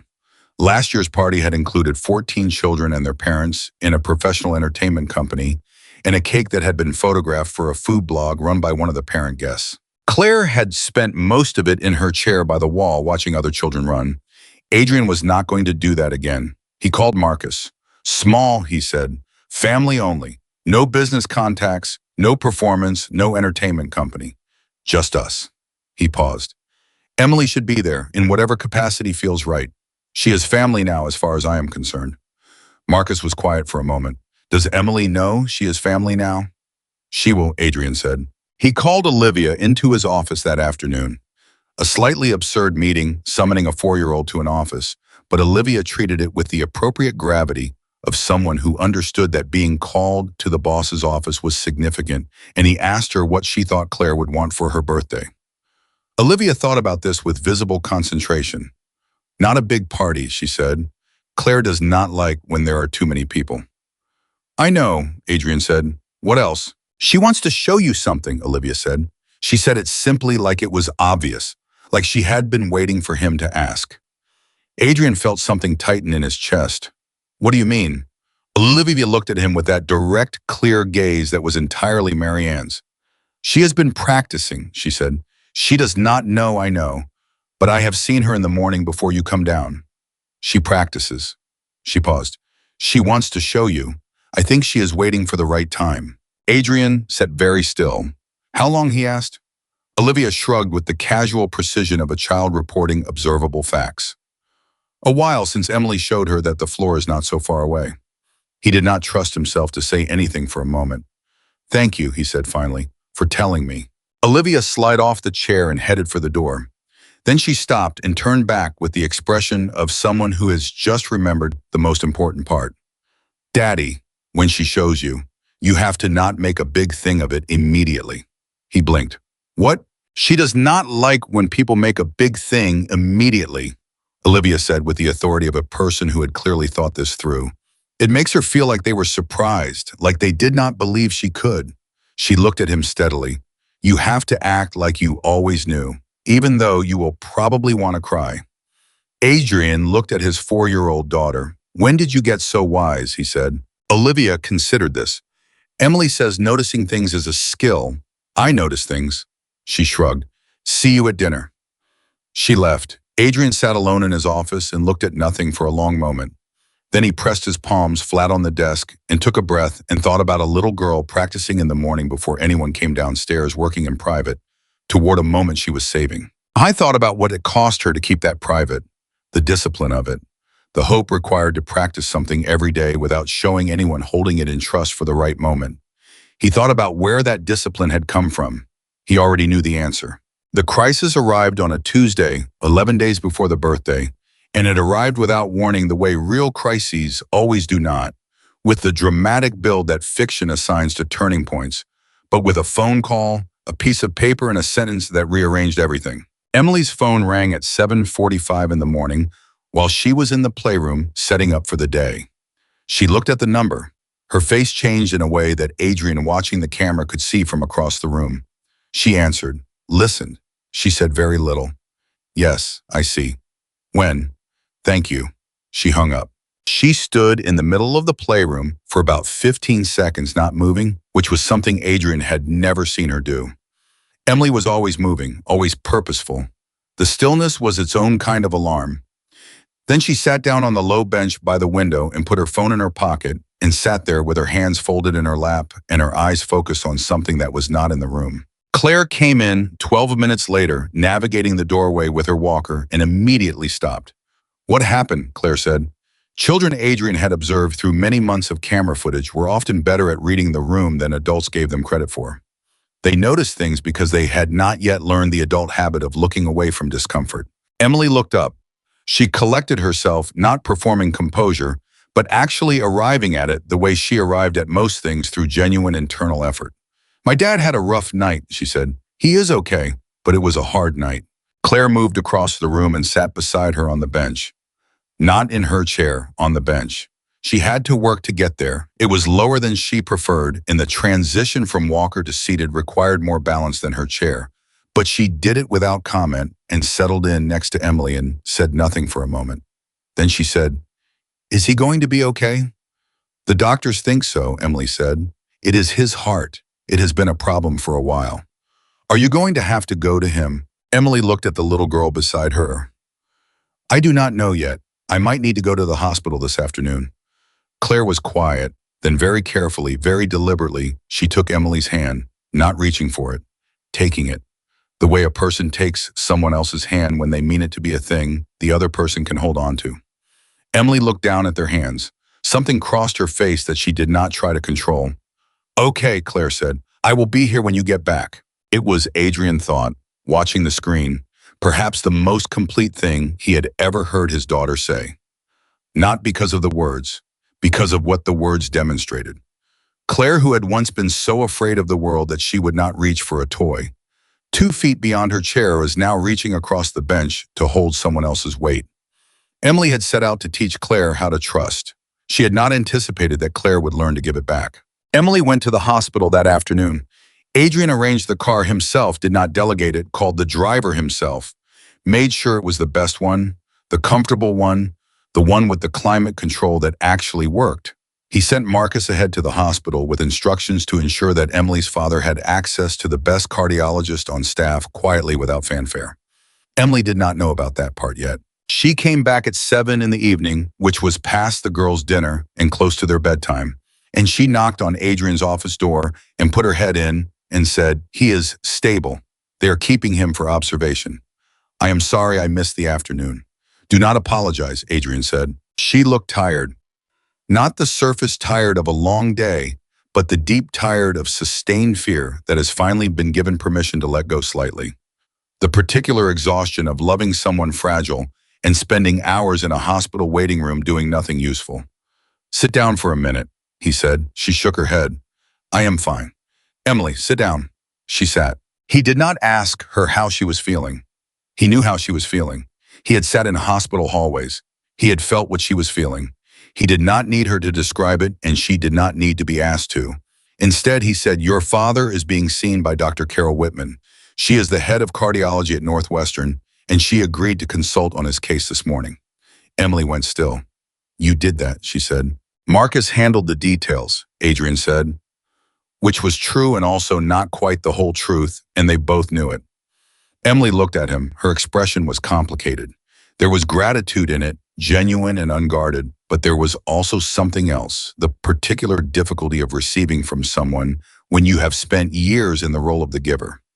The vulnerability of being cared for when caring for others is your identity. You do not have to keep doing things for me, she said quietly, without accusation. I know, he said. I am not doing it for you. He paused. I am doing it because your father raised someone who came into my house and gave my daughter back to me. That deserves more than I can actually give, but I can give this." Emily looked at him for a long time. Then she said, "Thank you, Adrian." It was the first time she had used his name. He noticed. He did not comment on it, but he noticed. The following week was the one that nearly broke everything. It started with a Tuesday session, the fifth of Whitfield's new approach, the first one in which he had introduced any structured activity at all. It was gentle, almost absurdly gentle by conventional therapy standards, a set of colored markers on a low table positioned at distances that required Claire to lean and reach and shift her weight. Nothing more dramatic than that. No standing, no walking, no formal exercise, just reaching. Claire had been engaged. She had leaned for the purple marker and the green one, and she had been chatting with Whitfield about the ear taxonomy she and Emily had developed. They had, by this point, categorized approximately 30 dog breeds by ear quality. And the session had been going well enough that Whitfield later described it as one of the most promising 40 minutes he had observed in his career. And then Claire reached for the red marker. The red marker was at the far end of the table, the one that required her to lean further than the others. She had been building toward it, Whitfield thought, working up to it through the closer ones. He had not said anything. He had just kept talking about ears. Claire leaned. She lost her balance. It was not a serious fall. She tipped sideways off the low stool and caught herself on her hands on the floor, and nothing was heard except the session and the momentum and the 6 weeks of carefully accumulated confidence that had lived inside that momentum. But Claire did not cry. She did not make a sound. She sat on the floor with her hands flat and her face white, and she said in a voice so quiet it barely reached the camera's microphone, "I knew it."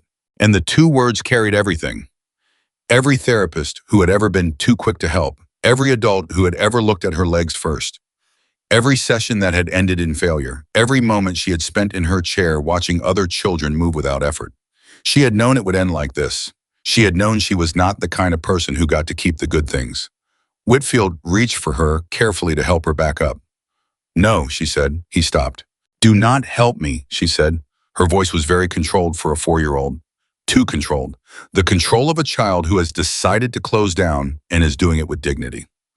Whitfield looked at the camera, not because he was reporting to Adrian, but because Emily had asked him at the start of every session to look at the camera if he was uncertain about something, so she could see it on the monitor in the adjacent room and come in if needed.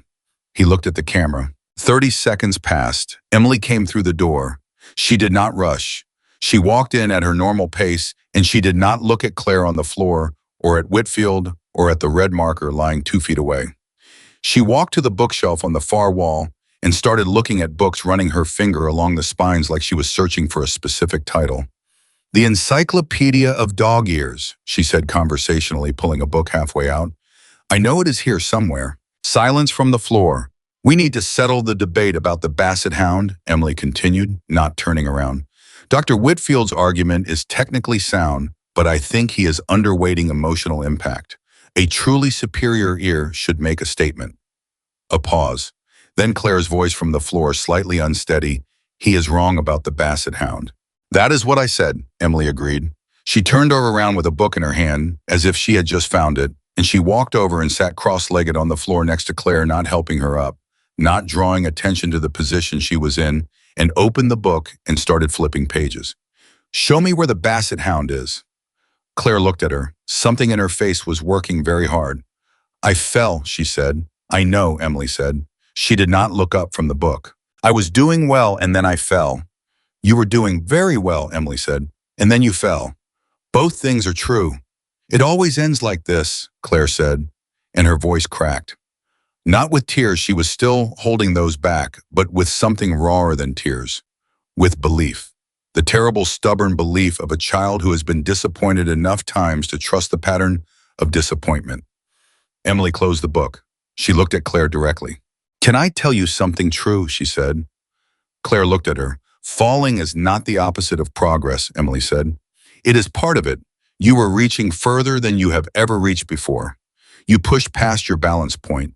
That means you were at your edge, and your edge is further out than it was 6 weeks ago." She paused. "The fall tells me you are trying bigger things than you were. That is not failure. That is evidence." Claire's jaw moved. Evidence of what? She said. Evidence that you are growing, Emily said simply. You cannot fall from a place you have not reached. Another silence. Longer. Then Claire reached out and picked up the book Emily had set down. She flipped to the dog section. She pointed at the basset hound. His ears, she said, voice slightly thick but steady, are objectively superior, and Dr. Whitfield needs to admit it. From across the room, Whitfield said, I maintain my position on the grounds of structural integrity. Claire made a sound that was not quite a laugh, but was in that direction. She did not get off the floor immediately. She stayed there cross-legged next to Emily, and they looked at the book together, and the session continued in the most unconventional way possible. And 40 minutes later, Whitfield wrote in his notes, today's session demonstrated the highest level of emotional recovery and re-engagement I have observed in this case. The methodology is working. What he actually meant was Emily Carter is extraordinary. That evening, Adrian called Emily into his office. He had watched the footage. All of it. The fall, the silence, the two words I knew it that had landed in his chest like something physical. Emily's entrance, the floor, the book, the basset hound. He had watched it 3 times. She said I knew it, he said when Emily sat down. Yes, Emily said. She believed the fall proved something. She did, for a moment. And then he stopped. He was not sure how to name what Emily had done. Walking in and looking at books and sitting on the floor and making it about dog ears when his daughter was sitting on the ground, convinced she was proving her worst fear about herself. How did you know to do that? Emily thought about it. Because making it about the fall would have made the fall the story. And the fall is not the story, she paused. Claire has spent 3 years being told in 1,000 different ways that her body is the story. That the struggle is the story. I wanted the story to be she fell, and then she picked up a book, and then she argued about dog ears, and then she got up. The fall is in there, but it is not the headline. Adrian looked at her. You changed the narrative while it was happening. I tried to, she said. She did the actual work. She chose to pick up the book. He was quiet for a moment. She said it always ends like this, like she was expecting the fall. I know, Emily said. Her voice was careful. That is the piece I am most concerned about. The fall itself is manageable. The belief underneath it that good things do not last for her, that progress is just delay before the next failure. That is what we are really working against. She looked at him steadily. It is going to take more than one good session to undo that belief. It is going to take consistency. Showing up the same way every day, even when the sessions are hard. I know, Adrian said. It is going to take you too, Emily said. Directly, no softening. Not the cameras, you in the room. He looked at her. I have been showing up more, he said. I know you have, she said, and it has mattered. Claire notices every time. She paused. But there is a difference between showing up when things are going well and showing up on the Tuesday when she falls off a stool and believes it proves she is broken. That Tuesday, that specific kind of Tuesday, is the one that rewrites the story. Adrian felt the truth of that settle into him. Will there be another Tuesday like that, he asked. Yes, Emily said, without hesitation, without softening. There will be several, and I need to be in the room for those. Yes, she said, you need to be in the room for those. He nodded slowly. Then I will be. Emily looked at him for a moment. Then she said, she is saving something for you, by the way, for the birthday. She said it simply, not making it large, giving him the information the way she gave most information as a fact without performance.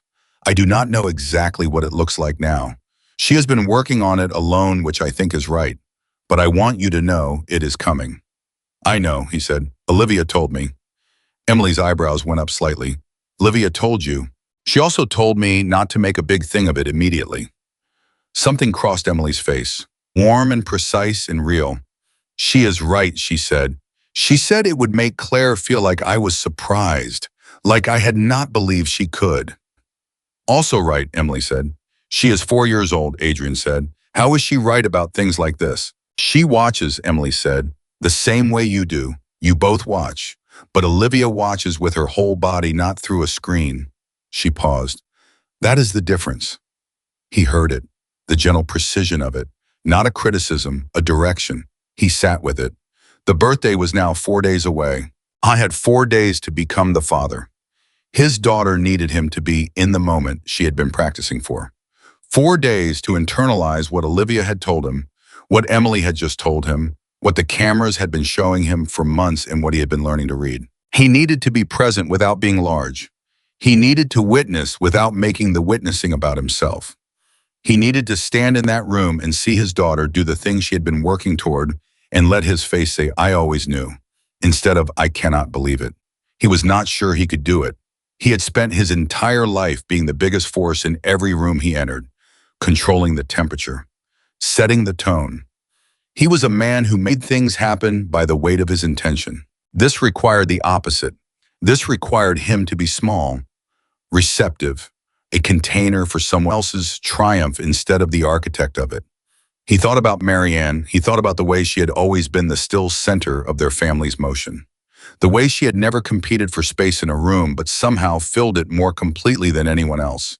He had always thought that was a personality trait, something she was born with. He was beginning to understand it was a choice. He could choose it too. He was going to have to.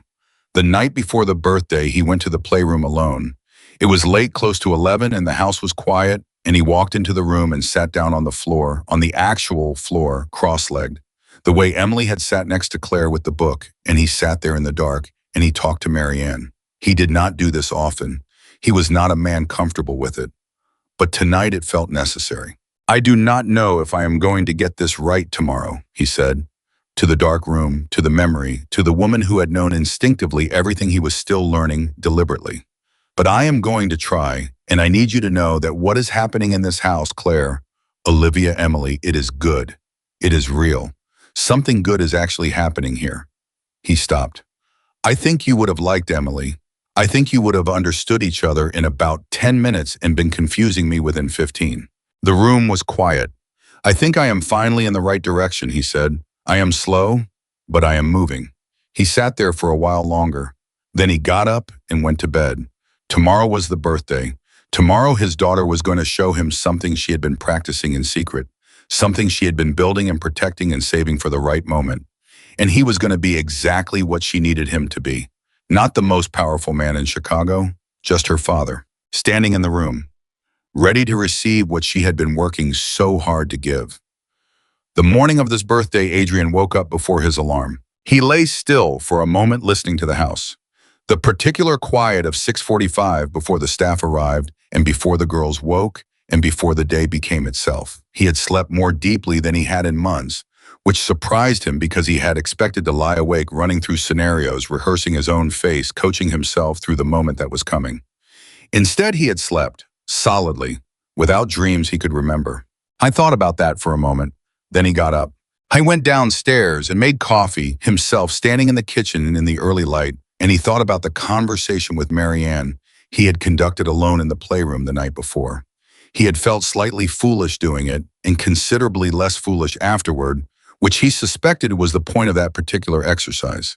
You spoke to the people you had lost, not because you expected an answer, but because the speaking itself clarified something, forced you to say out loud what you actually believed. What he actually believed, standing in the kitchen with his coffee going warm in his hands, was this: something had shifted in this house that could not be unshifted. Not a temporary improvement, not a good stretch that would eventually regress. Something structural, something in the foundation. Emily had done that. Claire had done that. He had finally, slowly, imperfectly done his part of it too. He heard footsteps upstairs. Small ones, quick, unmistakably Olivia. Then slower ones, careful, the particular cadence of someone navigating a hallway with deliberate attention to each step. Claire was awake.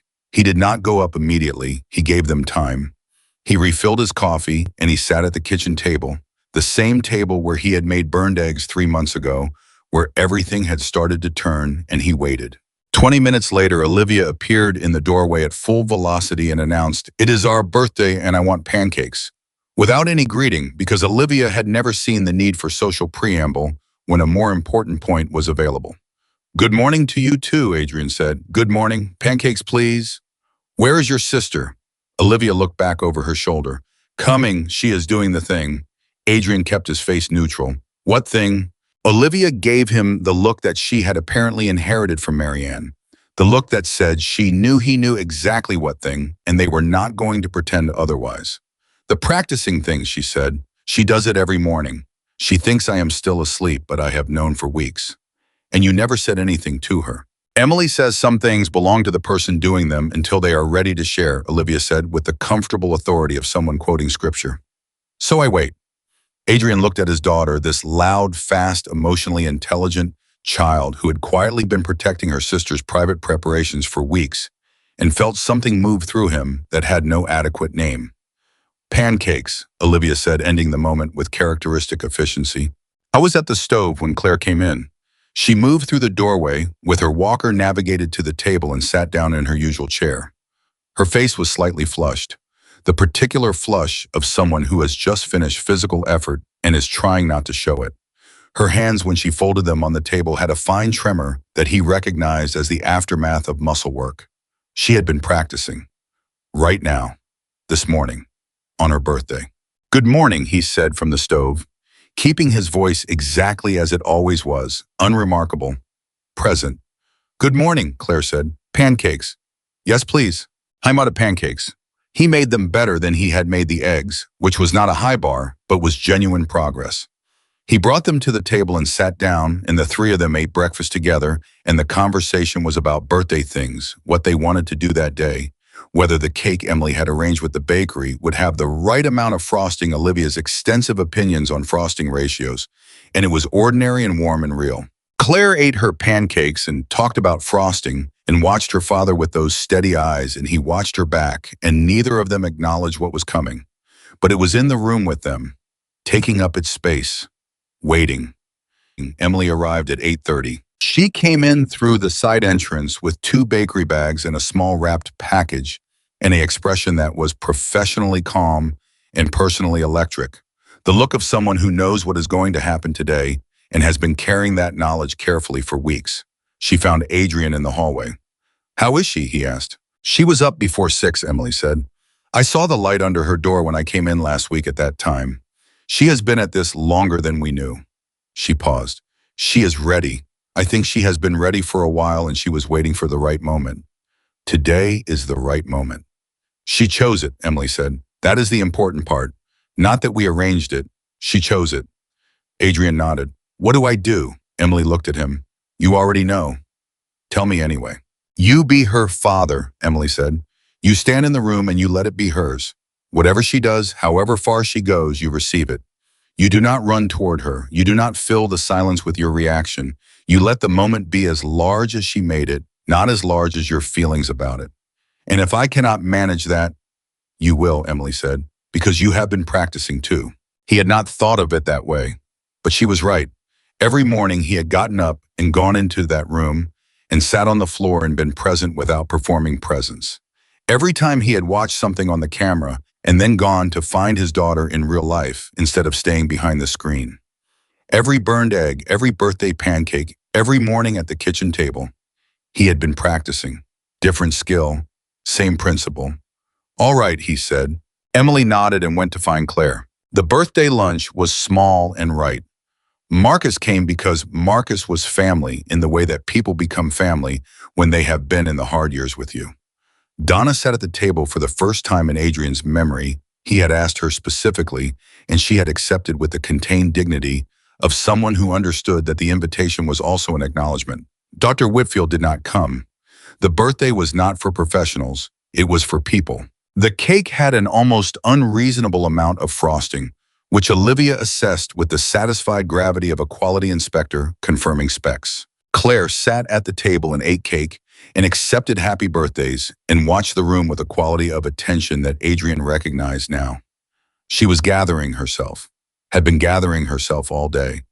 The flush from this morning had faded and returned twice.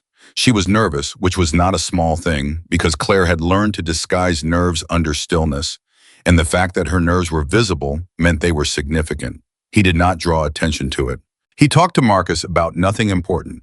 He let Olivia dominate 3 consecutive conversations. He ate cake. He waited. After lunch, the table was cleared and Marcus found a reason to be interested in something in the next room, which was not subtle but was kind, and Donna disappeared toward the kitchen with a tact that surprised Adrian and probably should not have by now. And Emily moved to the far end of the room and stood by the window looking out at the courtyard, her back to the room, her presence available but not intrusive. Adrian sat on the couch. Olivia positioned herself on the rug with the deliberate casualness of a child who is acting natural because she has been coached to act natural, which was endearing and slightly transparent and completely right. Claire remained at the table. The room had a held quality to it. Everyone in it was breathing slightly more carefully than usual. Then Claire said, "Daddy." "Yeah," he said, same voice he always used, unremarkable. "I have been working on something." "Okay," he said. She looked at him. "I wanted to show you today."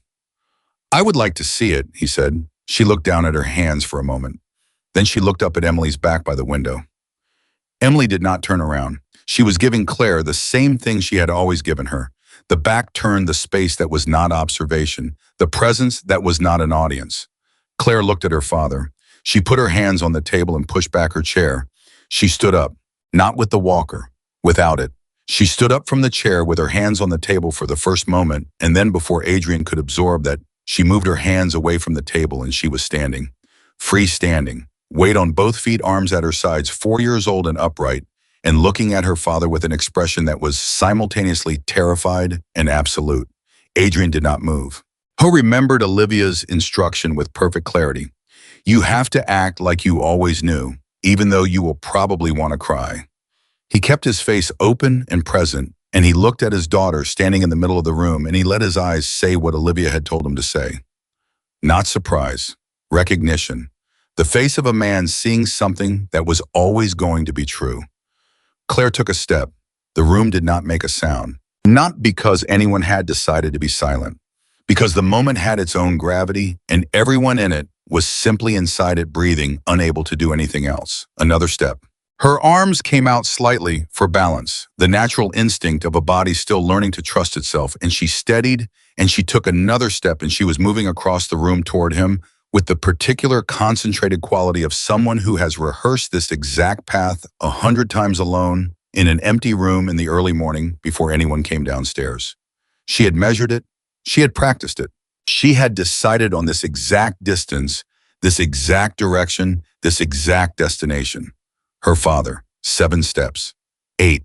She was close enough now that he could see her face in full detail, the way the effort lived in her jaw and her eyes, the way she was somewhere between tears and triumph, and could not quite resolve into either the way she was completely, entirely, unreservedly herself. Step 9. She reached him. She stopped. She stood in front of him, breathing hard, her small arms coming down from their balanced position, and she looked at him from her standing height, which was the full height of a 4-year-old, which was not very tall at all, but was everything. Everything. Adrian looked up at her. He did not cry. Not yet, not in front of her, not at the moment of arrival, because Olivia had been right, and he understood now what his older daughter had understood instinctively, that Claire needed to see not amazement, but recognition. Needed to see the face of someone who had always believed this was possible. "Hi," he said. Claire let out a breath that she had been holding for what felt like the entire walk. "Hi," she said. "Good walk," he said. Something broke open on Claire's face. Not sadness. The opposite of sadness. The thing that lives on the other side of a long-held effort when it is finally complete.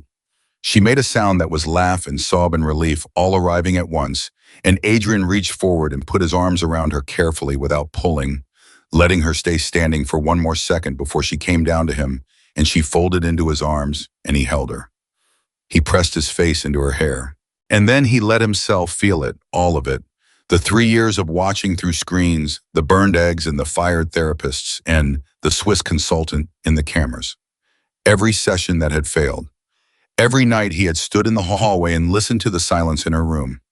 Every moment he had provided everything except himself, and this moment which she had built alone in the early mornings, step by patient step, moving toward him before he had even walked into the room. He held his daughter, and he cried quietly, his face in her hair, where she could feel it but not see it, and he thought, this is what Marianne would have felt. This exact weight, this specific joy, not the achievement, the person, the extraordinary, stubborn, brave, complicated, brilliant person, who had just walked 9 steps across a room to reach him. From across the room, he heard Olivia say very quietly to no one in particular, "I knew she could." Adrian laughed. It came out rough and real and full. Claire pulled back enough to look at him and saw the wet on his face, and her expression went gentle in the way that children's expressions go gentle when they discover that the powerful people in their lives are also human. "You are crying," she said. "I am," he agreed. "You said you always knew," she said, somewhat accusatory, somewhat pleased. "I did know," he said. "Both things can be true." She considered this with the seriousness it deserved. Then she nodded. "Okay," she said. He helped her sit beside him on the couch, and he kept his arm around her, and he looked up across the room. Emily had turned from the window. Her face was doing several things at once, most of which she was not managing to contain with her usual precision, and when she met Adrian's eyes, he said nothing, just held her gaze for a moment. She nodded. Once. Small. He nodded back. It was not a conversation. It was a complete communication. "You did this," his eyes said. "She did it herself," hers replied. Both things were true. Olivia had climbed up on his other side by then, inserting herself with her characteristic indifference to subtlety. And he put his other arm around her, and the three of them sat together on the couch in the particular messy warmth of a family that has come through something. And Marcus appeared in the doorway from the next room with red eyes that he was clearly attributing to allergies. And Donna stood slightly behind him with her hands folded in an expression that had abandoned all pretense of professional neutrality. Emily came and sat in the armchair across from them. "How long?" Adrian asked her. He meant how long had she known this was coming? How long had Claire been working toward exactly this? "The stairs," Emily said, "and the day she came down the stairs alone to find me in the laundry room. That was the day she decided." She paused. "She told me the week after. She said, 'I want to show my dad something.' I said, 'What did you want to show him?' She said, 'I want to show him I can.'" Adrian absorbed that. The day of the laundry room.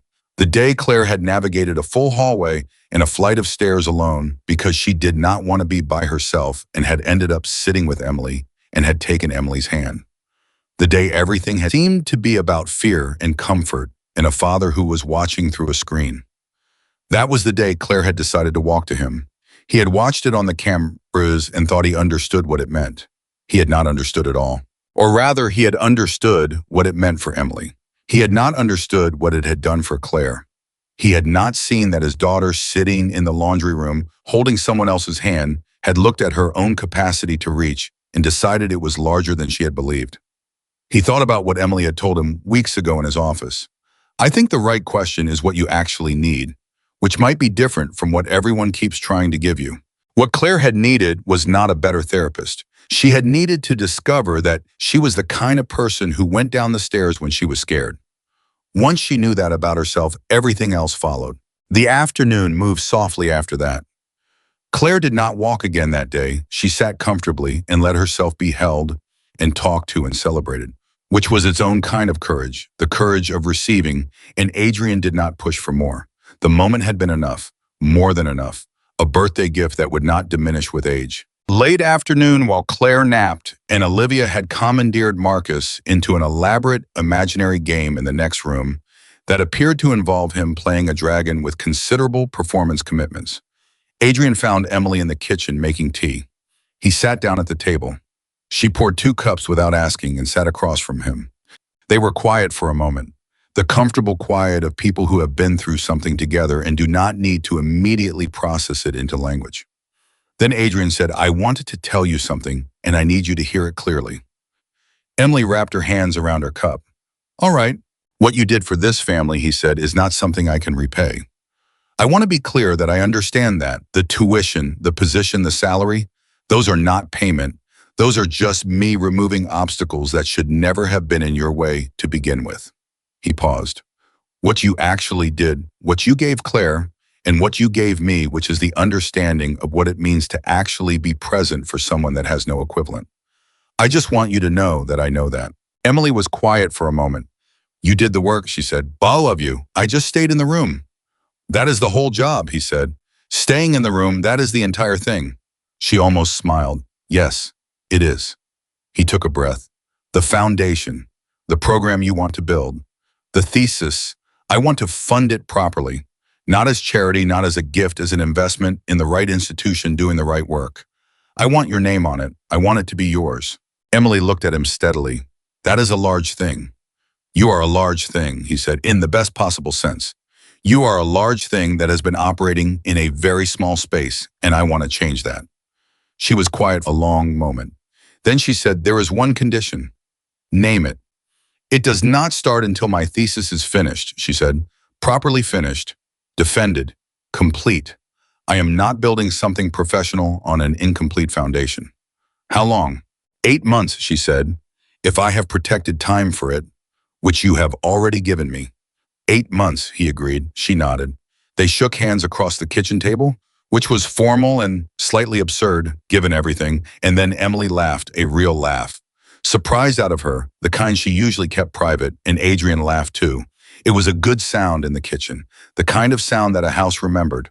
The twist that completed everything came 6 days later, and it came from the university. Emily's thesis advisor, a woman named Dr. Patricia Osei, who had supervised Emily's research before the withdrawal, and had, according to Marcus's research, spent the intervening 2 years quietly maintaining Emily's file in active status against the possibility of her return, called Emily with information that changed the timeline. The 40 hours of continuing education that Emily needed for recertification, 17 of them could be retroactively credited from her documented work at the Callahan estate, provided a supervising specialist signed off on the observation logs she had been keeping. Whitfield signed off within 24 hours. He did not hesitate.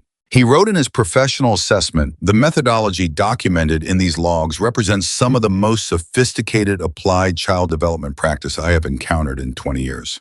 The practitioner demonstrates exceptional clinical intuition, precise observational capacity, and a rare ability to create therapeutic conditions without clinical framing. I recommend full credit without reservation. The 40 hours became 23, the 8 months became 6. Emily called Adrian from the parking lot of the university's registration office, which was where she had been when she got the news, because she had gone there in person to handle the paperwork and had been standing beside her car in the November cold when Dr. Osei had told her. 6 months, she said when he answered. From the thesis or from everything, he asked. From everything, she said. Her voice had a quality to it he had not heard before. Not the warm calm he associated with her, or the precise directness of her professional mode. Something younger, something that had been very carefully protected for a long time and had just been given permission to come out. Whitfield's assessment covered the continuing education hours. Registration is reinstated as of today.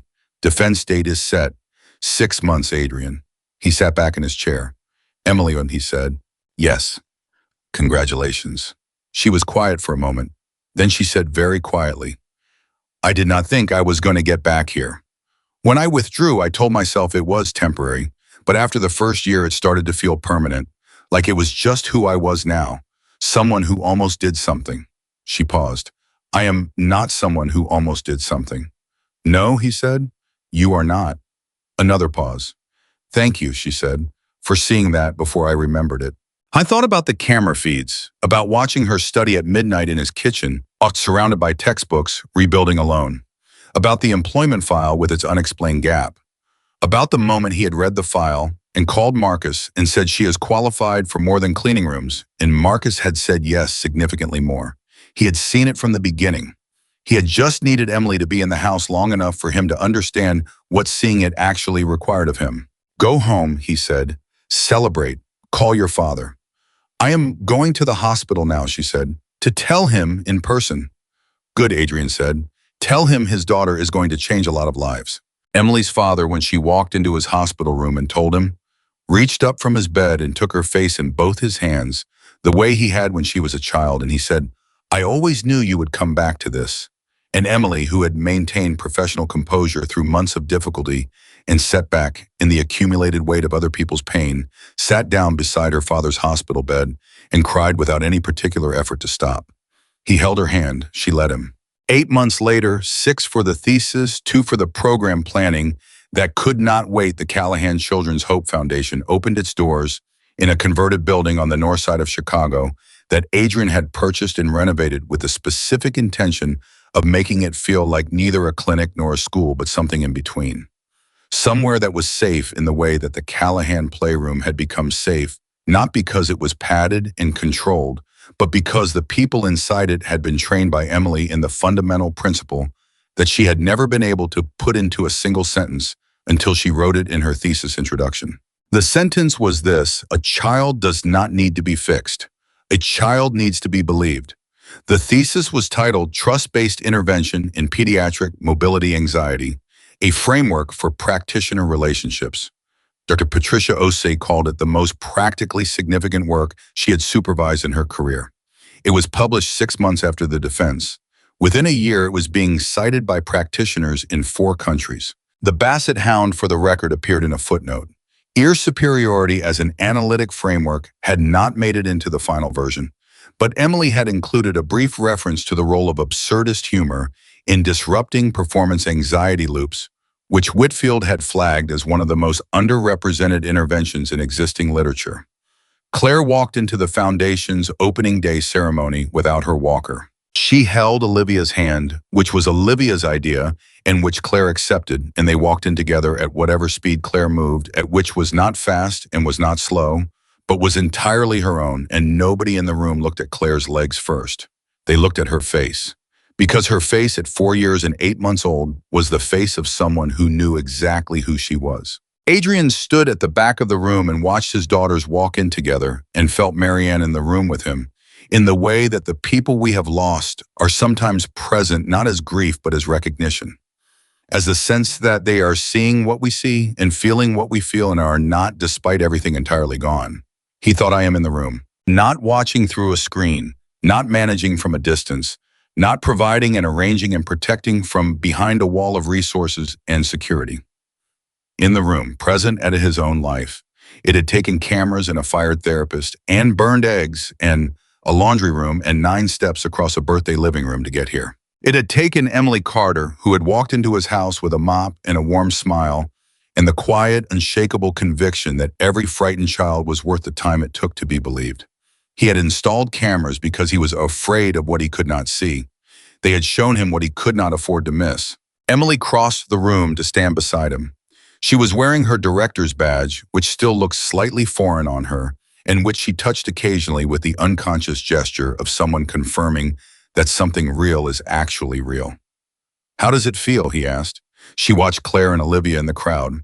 Claire was talking to a child in a wheelchair with the particular attentive confidence of someone who recognized the landscape. Like the beginning of something, Emily said. It is, he said. They stood together and watched the room fill with children and families who had come because someone had told them that this place was different, that the people here would look at their child and see the person first and the struggle second, that they would stay in the room, that they would not give up, that they believed. Adrian Callahan had spent his life building things that would last. He had built organizations, empires, systems of loyalty that had survived decades of pressure. He had never built anything that mattered until now. Until a chubby maid who studied at midnight showed him that the most powerful thing in the world was not control or money or force. It was the willingness to see someone completely, without flinching, without conditions, and to stay. No matter how long it took, no matter what the cameras showed, this was the thing that changed everything. Not power, not resources, not the force of will of a man who had never lost anything he decided to keep. One ordinary woman who walked into the right house at the right moment and chose every single day to believe. That was all it took. That was everything it took, and it was enough.